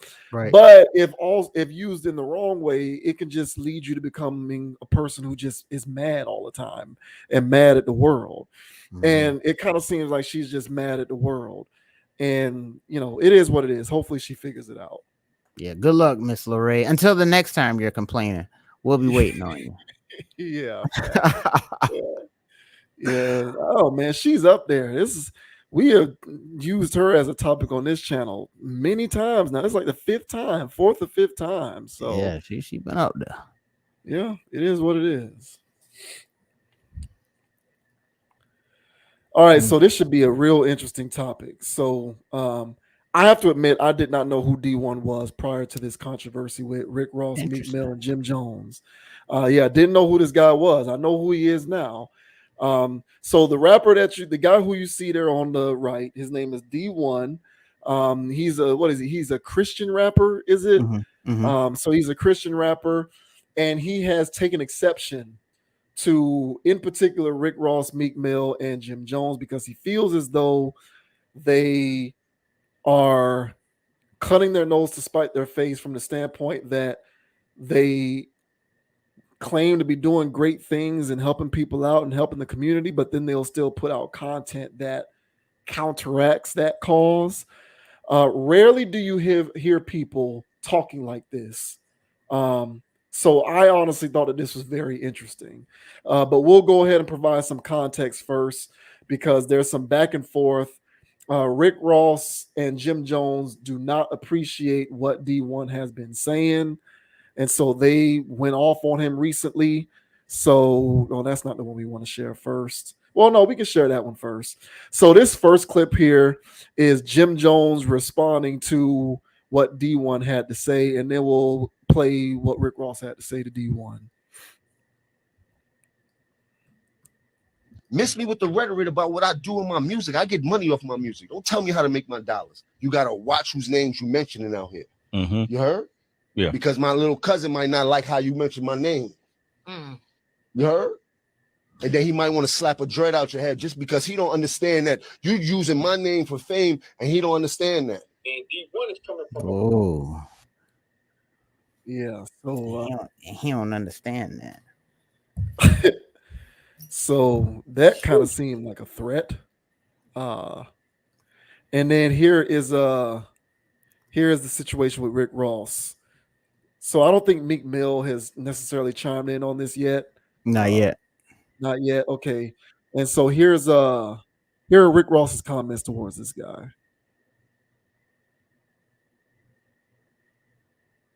Meek Mill, you could do better. Jim Jones, you could do better. Rick Ross, you could do better. Jim Jones, you could do better, brother. I love you too much. I love you too much to not be honest with you. Rick Ross, you could do better, brother. Meek Mill, you could do better, brother. I love you too much not to be honest with you. I gotta see you do better. Wait. Little man, whoever you is, until you feed the kids where you from for 20 years straight. Don't question Rose. Wait. Until you buy 10,000 bikes, 10,000 trikes. Give all the young girls who pregnant Pampers for Christmas for 20 years straight. Don't question boss. Are you the face of prison reform? Because are you the face of prison reform? Or are you sitting here on your new song with Ross talking about getting somebody murked and shot at the red light? Which one is it, bro? Which one is it, bro? Because I did a shoe giveaway in my city and gave out 1,300 pairs of your shoes because they said reform underneath them. And I love that you partnered with a major shoe company and you out here pushing prison reform. But now I got to sit here like, man, this man glorifying getting people killed as of a week ago. Like, what are you doing, bro? You heard me, little man? Get that basket off your head so you could think clear, little man. You going viral for speaking on niggas' names, not because of your talent, not because of your gift. Go viral, player, off of your wisdom that you sharing. You speaking on that, yeah, Meek Mill. You said, well, you know how many niggas died this summer? They released self-destruction. This niggas dying right now. It's gonna be niggas don't make it to see in the morning. Get that basket off your head, boy, and come together with real niggas around the world. So when your grandma need a kidney, nigga, since you want to go viral, I'm going to show you how to go viral, little man. But go viral feeding them kids in your hood. Go viral giving them bikes away. Go viral Christmas time. Now, don't be damn. Jim Jones just gave away goddamn 6 figures worth of clothes in his hood. All right, that's enough. Wow. Wow. You know, I'm pretty sure that there are other larger channels on YouTube or anywhere else with a bigger platform than us who have spoke on this very thing. But I'm still going to give what we do here on Conscious Approach a bit of a pat on the back because we have talked about this very thing before. So I'm pretty sure I know where you stand on this one, but I'll let you speak for yourself. Floor is yours. Yeah, I mean, of course, I agree with D1 here, and I'm familiar with D1's work. Back when I was, when blogs used to be a thing. Two Dope Boys, they had a blog. That was a blog. Two Dope Boys.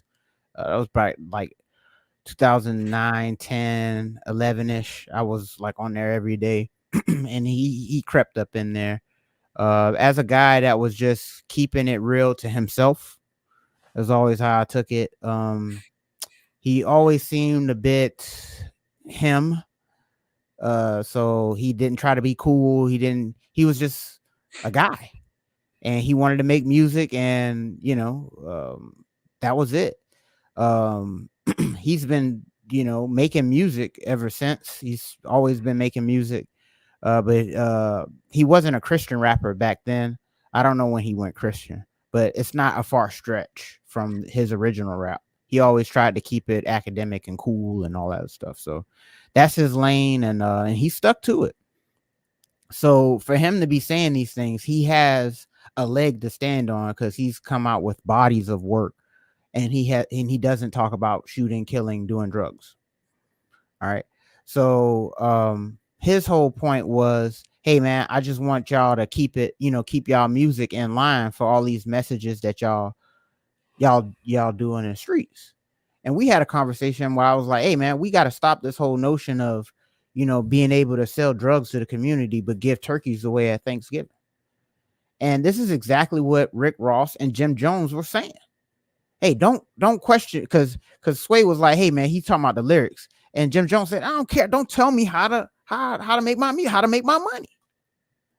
And then once I make my money, I'm gonna just give it, I'm gonna give my piece, to the hood and everybody else. But this is my thing. I don't know what bikes are gonna do for I know what it does. It makes you feel good. You get high, and hey man, this bike I got from Rick Ross, 3-4 years ago, man, I still got it. It does all those nostalgic cool things, and that's cool. But when they say I got this bike from Rick Ross, and then they put on a Rick Ross tape, he's calling women bitches and whores, and selling dope out of his trunk and all these other things. And who knows what this is going to do to these kids in economic situations to where they need these bikes and things. Who knows what that mentality will do to that young man? Will he get his act together and do the right thing? Or will he succumb to his environment and be a product of it? I'm not saying that there's a direct correlation to that. What I'm saying is, you're not doing anything, if you're Rick Ross or Jim Jones, to make sure that those kids aren't catching those messages to begin with. And my problem with them is their lyrics. I agree with D1 100%. And they got so defensive there, and they want to, and this is the thing. They take so much from us. They flex on us so bad. Tell us how much money they have than me, all these other things. And they take, and the only thing they give are bikes and turkeys. But and what I mean by they're taking a lot of energy, light, and positive things that could be happening for the community out when they're doing shoot 'em up, bang bang. And for Meek Mill, as we already mentioned, for him to be, now I didn't hear any recent record, but he allegedly this guy heard one recently where Meek is talking about murder. And yeah, if you're a captain of prison reform, well, which kind of prison reform are you in favor of, Meek? Because, if you're shaking hands with these people, these good old boys that are doing prison reform and all these other things, are these owners of privately owned prisons, as Ice Cube has once mentioned, who are very much invested in the hip hop community? So you have to look at the industrial complex that is the prison industrial complex, the arms and the legs that thing has. And Rick Ross and Jim Jones, I'm sure secondhand, not directly funded by these entities, but secondhand funded through their labels to promote ignorant rap that Meek Mill once said that we once covered here. To me, honestly, this is a full circle situation. To where, D1, somebody that's not involved with the industry or industry ties, for him to actually say these things and call out these well-known artists. So I agree with him 100%. I feel as though that them giving t-shirts, shoes, 6 figures worth of depreciable items means nothing to me. These people need something else outside of a turkey and a bike. Because the amount of messages that's being pumped through their music that you guys are producing is actually teaching them to be in a state that keeps them in that circumstance, them and their children. So how do you feel about this situation, man? Do you feel like D1 was on point here, or was he a little bit out of pocket for that? I consider rap music and hip hop to be a product. Mhm. I don't consider it to be a culture. I Mhm. consider it to be a product. It's a business thing. When I listen to music on my Spotify, or back in the day when CDs were a thing, when I went to Best Buy or Target and I bought a CD, um, I was purchasing a product. I was not buying culture. I wasn't buying a lifestyle. I was buying a product. And I consider this music stuff to be a product. What these guys are doing is no different than if I were to be like a food critic who was endorsing that everybody go and eat at this restaurant. And I knew for a fact that the ingredients used to cook food at this restaurant were laced with all sorts of GMO products, all kinds of ingredients high in fat, things that lead to high blood pressure, things that lead to diabetes, things that lead to heart disease. But then I defend myself against endorsing this restaurant by saying, well, I buy people pairs of Nikes every Christmas so that they can go on walks and exercise more to get rid of high blood pressure. All right. Like you're selling people the product of going into these restaurants and filling their bodies with artery clogging foods that are going to kill them before they reach the age of 70. But then you want to absolve yourself from responsibility for doing that by arguing that you're giving them shoes so that they can go on walks and jogs. You're still selling death.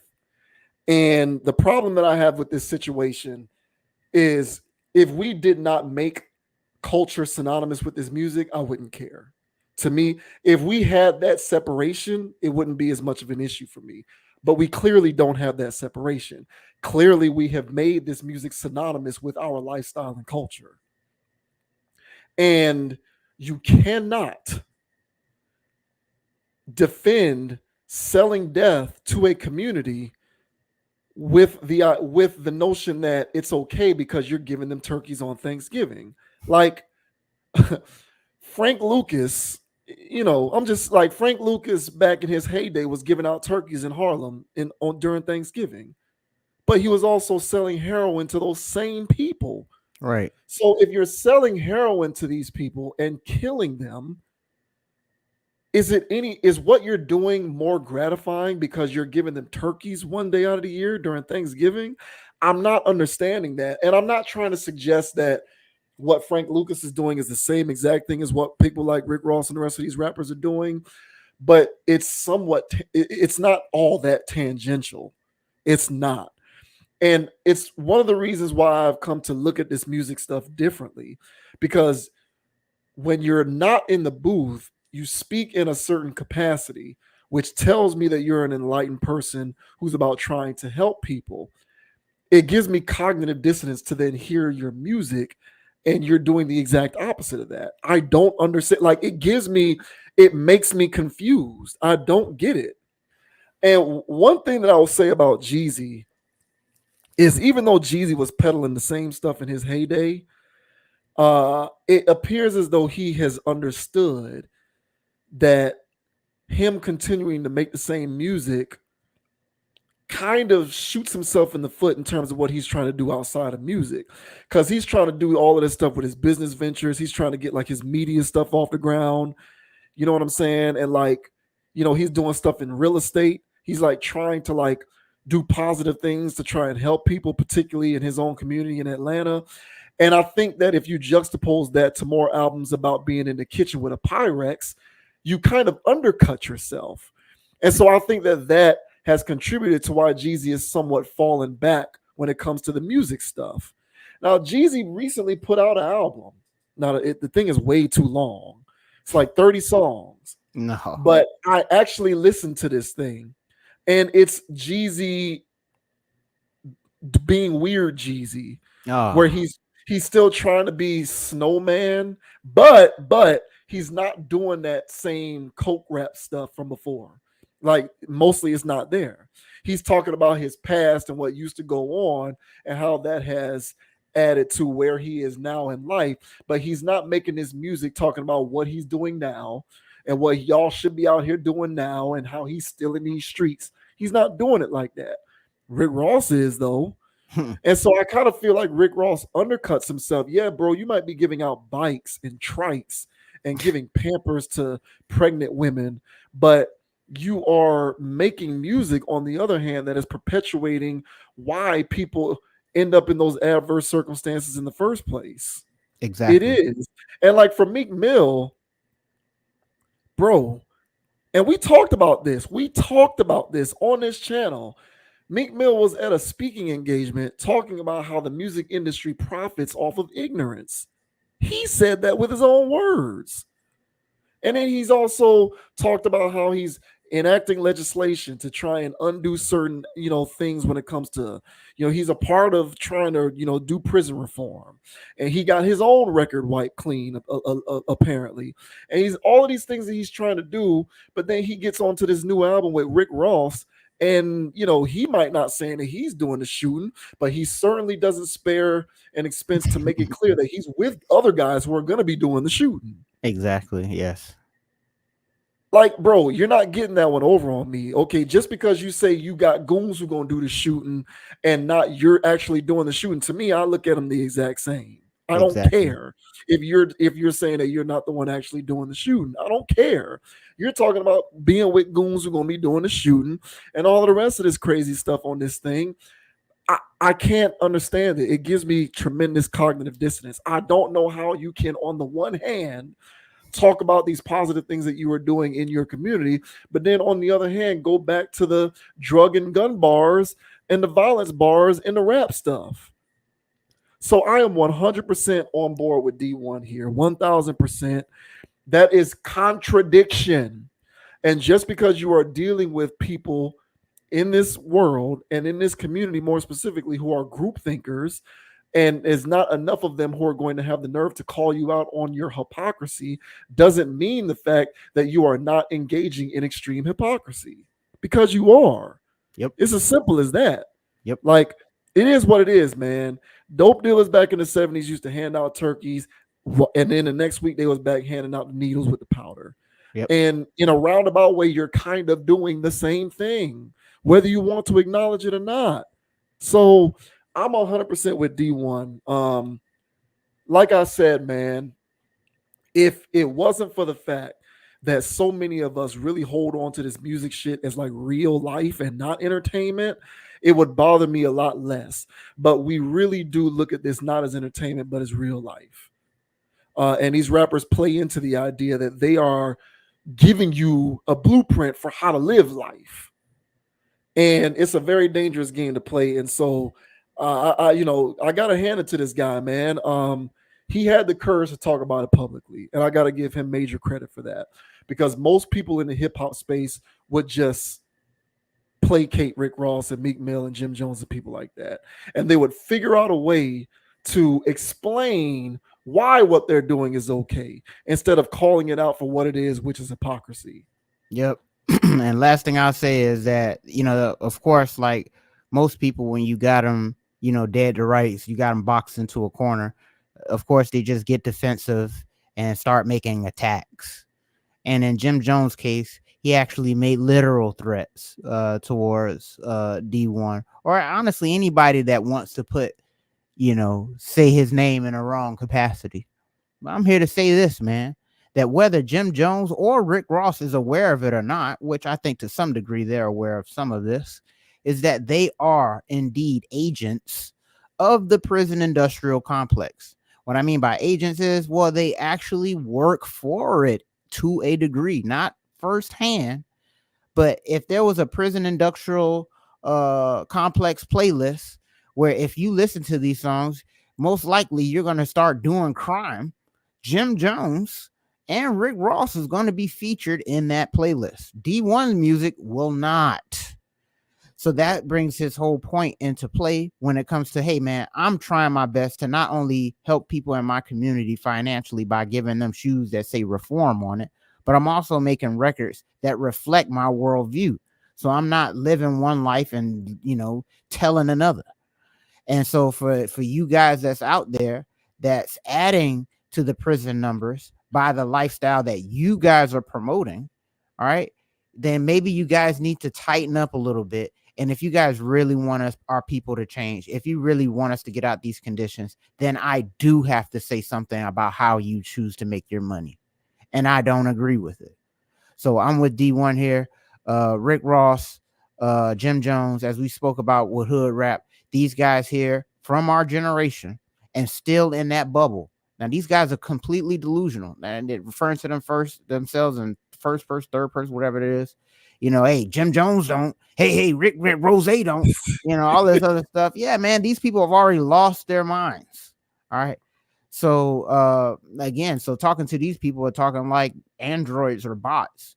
They have default settings. They don't think for themselves. If they did, they would have never made that music to begin with. So I'm not surprised that this is how they reacted. I'm glad that this conversation is being had. So congratulations to D1, bro. I'm pretty sure you've gotten some new fans out of this. I was already aware of you, so I'll give your new music a listen, man. But yeah, shouts out to D1 for calling these guys out for the clown behavior that they actually do have. So yeah, I'm just really over it. I would honestly have more respect for people like Ross and Jim Jones if instead of just wholly defending themselves, or in the case of Jim Jones, basically redirecting the conversation and shooting veiled threats. Yeah, like instead of doing that, just defend why you are so comfortable being a hypocrite. Like, I would honestly respect them more if they acknowledge the hypocrisy and just said, well, hey, look, yeah, what I'm doing ain't necessarily all the way right, but I do this and I give these presents out and I do this kind of thing. So it's kind of one of those things where you just kind of take the good with the bad instead of trying to make it seem as though what they're doing is not hypocritical. And it's like, dude, you can't keep running this game forever, or maybe you can. I guess they've been running it for long enough. Exactly. So I guess they can continue to run it, but at the end of the day, man, it is what it is. You're not going to put lipstick on a pig and convince me that it's pretty. Like, it's still a pig, and what you're doing is being a hypocrite, and you're dipping your toes in two different ponds. Yep. And you want to continue to perpetuate certain tropes and notions when it comes to your hip hop persona, but then also step out into the light and be a Santa Claus. And I can't give you that. I can't go for that. Nope. I really can't go for that. So it is what it is, man. I honestly respect the rappers who don't do that kind of stuff. If you're gonna be murder, death, kill rapper, be murder, death, kill rapper. Don't convince me though that you're some kind of benevolent benefactor of the hood. Like, I'm not trying to hear that. I'm just not with it. But clearly, there are many who would disagree with what me or you are saying. And it is what it is. I guess that's the beauty of this whole thing. But I just can't go for that. Nope. Yeah, I really can't. Shouts out to D1, man. Way to represent, bro. Yeah.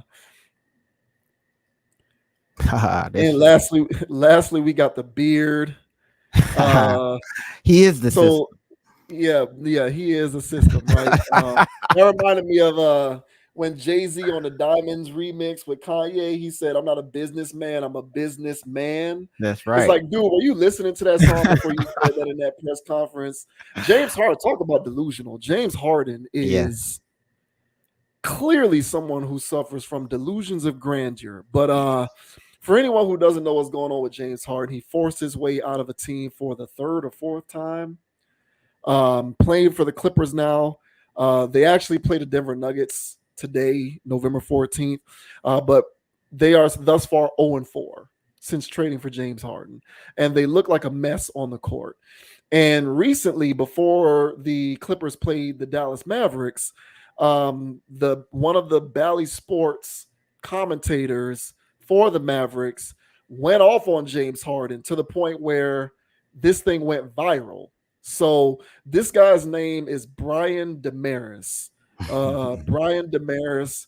He does I think he's like a studio analyst for Bally Sports Dallas.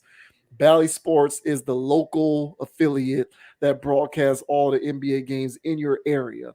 So if you live in Dallas, you're watching home Dallas Mavericks. You're watching any Dallas Mavericks game that's not nationally televised on Bally Sports. And this guy is an analyst for the Bally Sports, and he just kind of ethered James Harden with this take here. So we'll go ahead and play what Mr. Damaris had to say about James Harden. This was before they played the Dallas Mavericks last week. And this clip went viral because people were just like, damn, this dude flamed James Harden. So check this out. This is pretty good stuff. Ask the producer to pipe this into the Clippers locker room so I can talk to you, James. I hope you're taking notes. I'm telling you in advance, you're welcome for the wisdom I'm about to spew. Because listen, I get on my knees every night and pray for someone to believe in me like Daryl Morey believed in you. You wanted a certain coach, they brought in Mike D'Antoni. You want to play a certain style, they played it. You wanted Dwight Howard, they brought him in and got rid of him when you were tired of him. You wanted Chris Paul, they brought him in and got rid of him when you were tired of him. They brought in your old friend Russell Westbrook. You want to go to Vegas on off days? They looked away. You wanted the team to stay over so you could go out at night. They changed the schedule, and it didn't work. And you know what? You said, I'm going to break up with my whoopee. Not good enough. I see the bright lights in New York. I want to go there. My old pal, Kevin Durant. It's going to work. The big three. And all after 1 year, you wanted out. You realized, oh, my gosh, I took this guy for granted, the guy that believed in me. I went back with Daryl Morey. They traded Ben Simmons for you. How did they pull that off? And you know what? You went there, and you got a partner who got the MVP. He won the MVP. And what did you say afterwards? You said, they didn't hand me the reins. You're the point guard. You were holding the reins. And what did you do when you had the reins? You scored 9 points in Game 7 against Boston. You blew a 3-2 series lead. So they fired their coach. Not good enough. You broke up with your guy, believed in you again. You said, the bright lights of LA, that's where I want to go. Let's see if that works. Listen, James, have you ever had those friends who had bad roommates? Over and over, they complained about their bad roommates. This guy's terrible. Bad big self-aware enough that they're the bad roommate. They're the problem. Hey, James, you're the problem. If this doesn't work this year in this system with this team, then you're going to go and point fingers at everybody else, and you're going to go back home and you're going to start swiping right for another team, and there's not going to be anybody left. Because, James, you're not the beard. You're not the system. You're the problem. Oh, and the mic dropped. And he put the mic down. The mic down. If there's ever a situation for a mic drop, that was one of them. So I don't really blame. Oh man, that was great. Yeah, I completely agree with this guy, Mr. Brian Damaris. Totally on board here. I am very happy that the Miami Heat were not someone who was trying to get this guy onto their team, because he is a team killer, a franchise killer, chemistry killer, locker room killer. He is everything that you don't want on your team if your aspirations are to win championships. If you want to get a guy into the building who's going to dribble, step back three, and drop, empty calorie, meaningless triple-double stats, then he's your guy. You want people to walk through the turnstiles, you want to increase the ticket purchases, get people more interested, that's what James Harden is going to give you. Winning in championships, he does not affect any of those things. The closest that he came to winning at the highest level is when he was a reserve for the Oklahoma City Thunder back when he was on his rookie deal. They went to the finals playing with Westbrook and Durant. As close as he ever got. Since then, it has been a lot of points and stats. One joke of an MVP, because the way that they give that award out is weird and silly and stupid. What Russell Westbrook has a league MVP. So, neither one of those guys have ever at any point been the best player in the league, let alone the best player on a team that can contend. So the way that they give that thing out is goofy to me. Don't put any stock into who wins MVP. I could care less who wins any of those trophies. They mean nothing for the most part. So, yeah, he is someone who equates to losing. He's been that way his entire career, and I don't give a damn. his game has always been gimmicky to me. Boy. You know, you driving into the basket. You're not even trying to score the ball. You're just bulldozing your way into contact to get the free throws. You're taking your step back threes on purpose, falling on people's feet to get the foul calls. You know, just the way he plays, the way his game is set up. He's one of those players who, if you're not smart and you don't actually watch the game and you read the box score, you would say, well, it ain't his fault. Look at his numbers. He's doing well. He's the best player. Other guys got to step up. But if you actually watch the game, you see he's not actually making plays. He's just getting numbers. Yep. The way, you know, and I hear this a lot on credible places in the media talking about how he's the point guard and he gets assists. One of the things that bothers me about the way that basketball is commentated these days is you have a lot of people who are lazy in the media who conflate assists with playmaking. Right. So if you get double-digit assists, it must mean that you're making plays and making people better. No, it doesn't. It just means you're getting assists. Okay. Right. Because if the ball is swung to me and we're moving the defense, and this is just one example of how this happens. So say somebody drives to the basket, the defense collapses. He kicks the ball out to the corner. The defense moves into the guy in the corner. So you swing the ball to the guy on the elbow. Elbow swings it to the guy in the middle. Middle swings it to the guy in the other corner. Guy in the corner is open enough to shoot the three. He makes the shot. Guy who passed the ball to the guy in the corner is going to get a recorded assist. To me, that wasn't a play that was made. You just pass it to the open guy who made the shot. Right. So you getting 12, 13 assists to me doesn't mean that you make plays. It just means you have the ball in your hands the entire damn shot clock, and you're the only one who's passing the ball to anybody who can score, being the recipient of any of your passes. So the guy doesn't affect winning. He never has affected winning.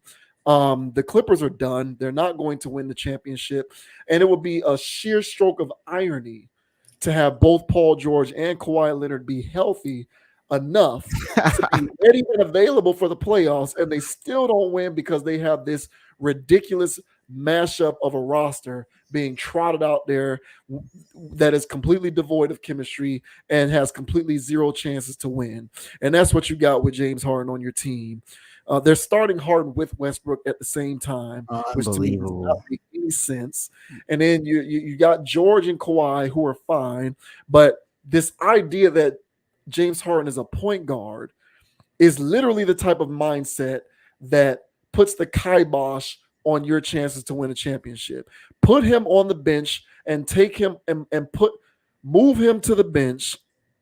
If you want any chance to win with this guy on your team, move him to the bench and have him come off the bench as a reserve in the 2-guard spot, not as the guy who orchestrates offense. If you put him in the spot of the 1 or anybody who's responsible for getting guys in spots and orchestrating an offense, you're going to lose every time. I don't know when these GMs are going to learn their lesson. This guy does not affect winning. He affects losing. I mean, I don't understand these guys that don't want to come off the bench. I don't get it. But James Harden is not going to want to come off the bench, bro. Like, for a guy that's running around and saying that I am the system, he like you said, it's just delusion, bro. He's not going to want to be a team player. James needs to be a stand in the corner 3-point shooter, catch and shoot, similar to Duncan Robinson. Like, he's ineffective defensively. He doesn't care defensively. It's not like he ever was really good at defense, but he really doesn't. But he really doesn't play now. So he's just out there. And he's a defensive liability. Games in the clutch, he's going to be looking to take his shot more than to stop the best player on the other side. So he's best for, like, as you mentioned, off the bench, spark, shoot some threes. All right, bro, go sit down and go to the booty club later. But he still wants to play 30 minutes. He still wants, up to 30% usage. He still wants to pound the rock and then pass it to somebody in a corner. He still wants to get his Olay fouls where he's just swooping up under somebody's arms. I mean, and as you mentioned, bro, even at the height of him dropping 30 a game, bro, he was getting like 15 of them at the line. I mean, his amount of times of getting to the foul line during those stretches was ridiculous. So he was getting like half of his production from free throws. So it wasn't like he was being hella efficient and just, whatever. I mean, he had the referees in his back pocket. And then come playoff time, the referees generally swallow their whistle, and then he's doing more crying than playing basketball. And then from there, I was like, you know what? I can't even enjoy watching. I mean, if he dropped 40, this is the ugliest 40 I've ever seen. So I wasn't a fan of his game, even at the height of it. As you mentioned, bro, I felt like it was hella gimmicky. But yeah, this roster is disgusting. I don't get it at all. Free Bones Highland, he's honestly better than Russ, and he's better than James Harden right now. He should be in the starting lineup, but he doesn't. He only plays 20 minutes a game. I don't know what they're doing. They're gonna, like, as you said, because when we spoke about the Clippers before, you was like, man, I don't even know if they're gonna be healthy. But let's say if they are healthy now, they've just ordered. They nuked themselves. Yeah, they've ordered the worst package they could have gotten. Like, this guy is just going to. I mean, for him to even say that I'm the system still. And I don't care what they have to say. Hey, man, we want to let him work. Get his. They don't work. All this friend basketball is stupid. It's not going to make sense. So just like with Bradley Beal and with Phoenix, I'm trying to watch Bradley Beal go to work. Him going to work means KD can't work. So for them to say, hey, man, just get your shot. That's not how it works. The only reason Bradley Beal was able to get his shot is because he had 4 other incompetent people on his team when it came to scoring. So now if he has 2 other elite scorers on his team, how can he actually cook the way he's used to cooking? So these guys still have to develop a system, even though these guys are elite scorers and all this other stuff. So that's why they're 0-4, at least to begin with, because they're still trying to let him cook the way he wants. Paul George is trying to cook how he wants. Russ is trying to cook how he wants. Kawhi is just there for the ride. So with all of that stuff going on, it's not going to be a pretty picture. I actually was low-key cheering for the Clippers before this trade. Now it's just like, bro, you can't cheer for this. You guys just ordered a death wish. So, yeah, man, shout out to Mr. Brian here. He said what all of America was feeling. And, everybody that's watched basketball and got a dose of James Harden over the last 5 seasons have grown tired of him. And honestly, if James Harden didn't play this year, I wouldn't miss him. And I rarely say that about black basketball players. But what comes with his not only drama is bad basketball. So if you're bad and that's not to take away from his talent. Dude's talent. He just plays bad basketball, and he seems to be a bit of a diva and an asshole off the court. So it's hard to enjoy that. It's hard to cheer for that.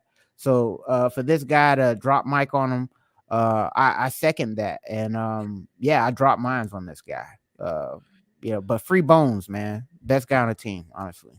Well, what they're doing,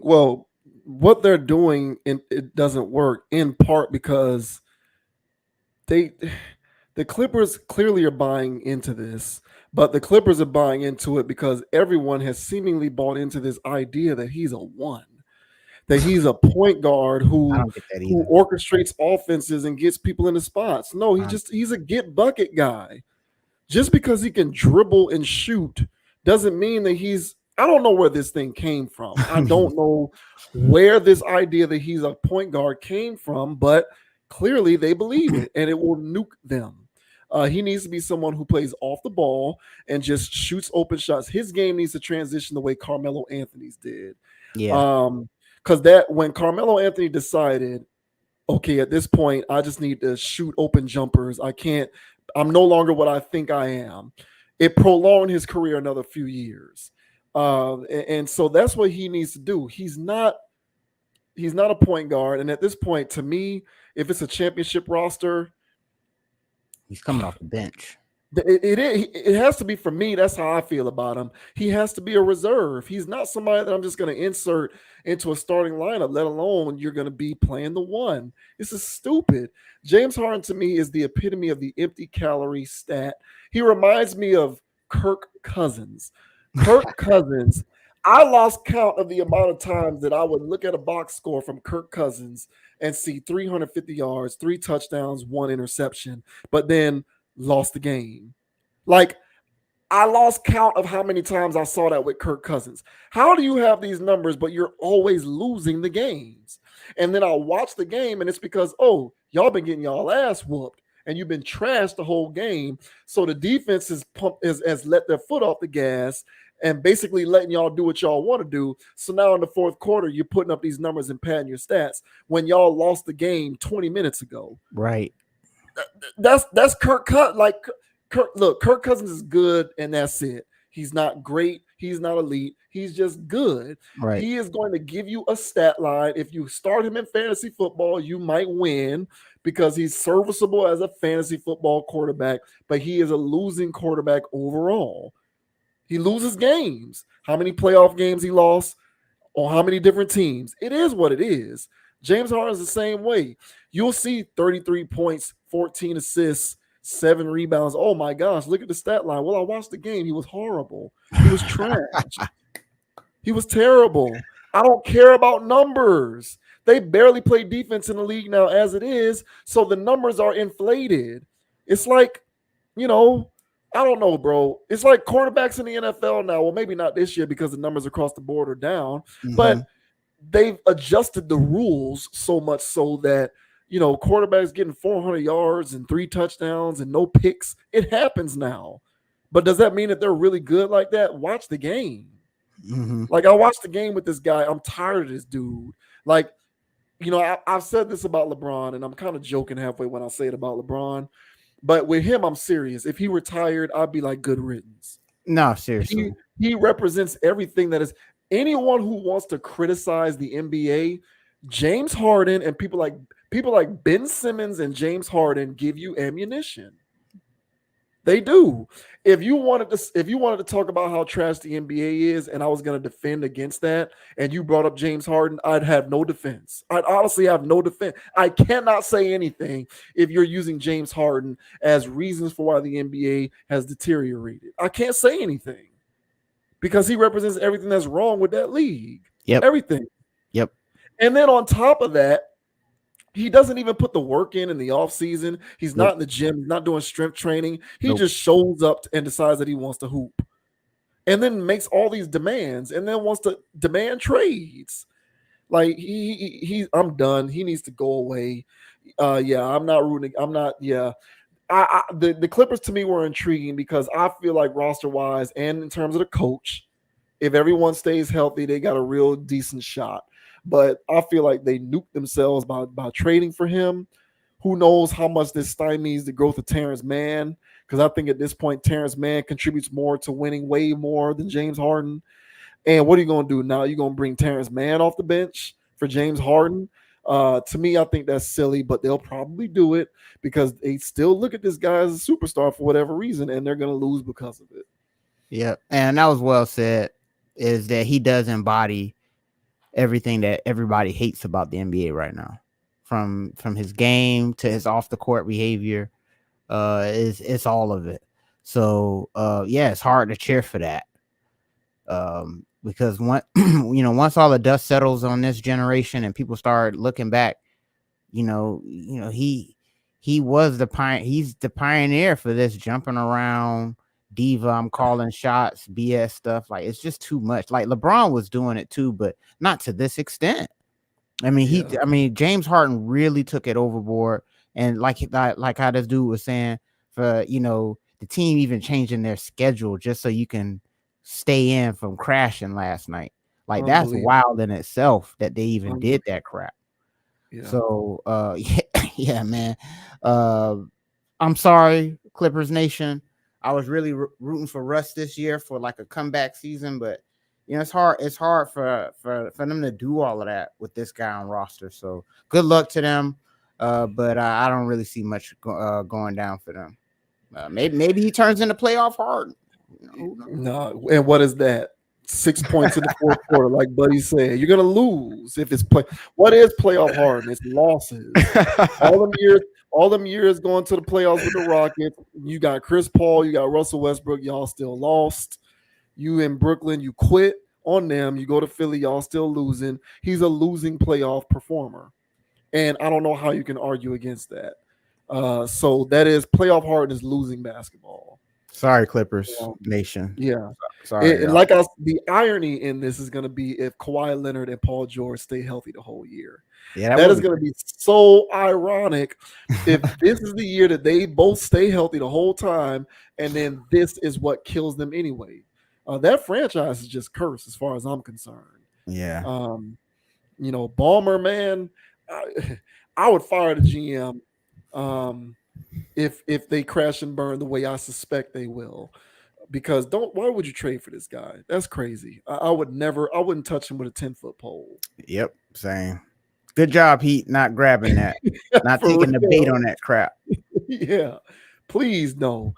And Miami is the worst place for James Harden to be. The worst.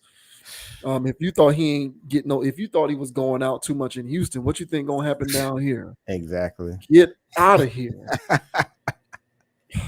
Oh man. All right, man. That's it. We're done. Yeah, we're done. Shouts out to everybody who joined us on the stream. Appreciate you for tuning in to another edition of the Conscious Approach channel on YouTube. I'm JV Wins. That's Dogon S. JV Wins on Instagram at JVWINS. Conscious Approach on Instagram at Con Approach, CONAPPROACH. Check out the website, consciousapproach.com. Check out the Facebook page. Wherever you see this video or any other video that we publish underneath this moniker, go ahead and leave a comment. Let us know what you think. Like I said, if you're so inclined, hit that like and subscribe button. We certainly appreciate the support. And until next time, please continue to support our brand of logical content. Yeah. And the name is Dogon SS. And you can find me on Instagram at Dogon_SS and on YouTube at Dogon_SS. Also on DraftKings at Dogon_SS and TikTok at the same thing. You already know what time it is. And as I say on every pod, everybody, all right, don't be too high, don't be too low. Keep it calm, keep it chill, keep it player, and don't let anybody get you off your pivot.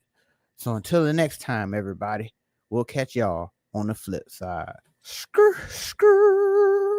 Yeah. Shouts out to Jaime Jaquez Jr. is the best Miami Heat draft choice in about 3 or 4 years. That boy out there. Shout out Jovic or whatever. He can ball too, but Jaime is ready now. Yeah. So yeah. I like that pick. Yeah. Until next time, y'all. Certainly appreciate the support.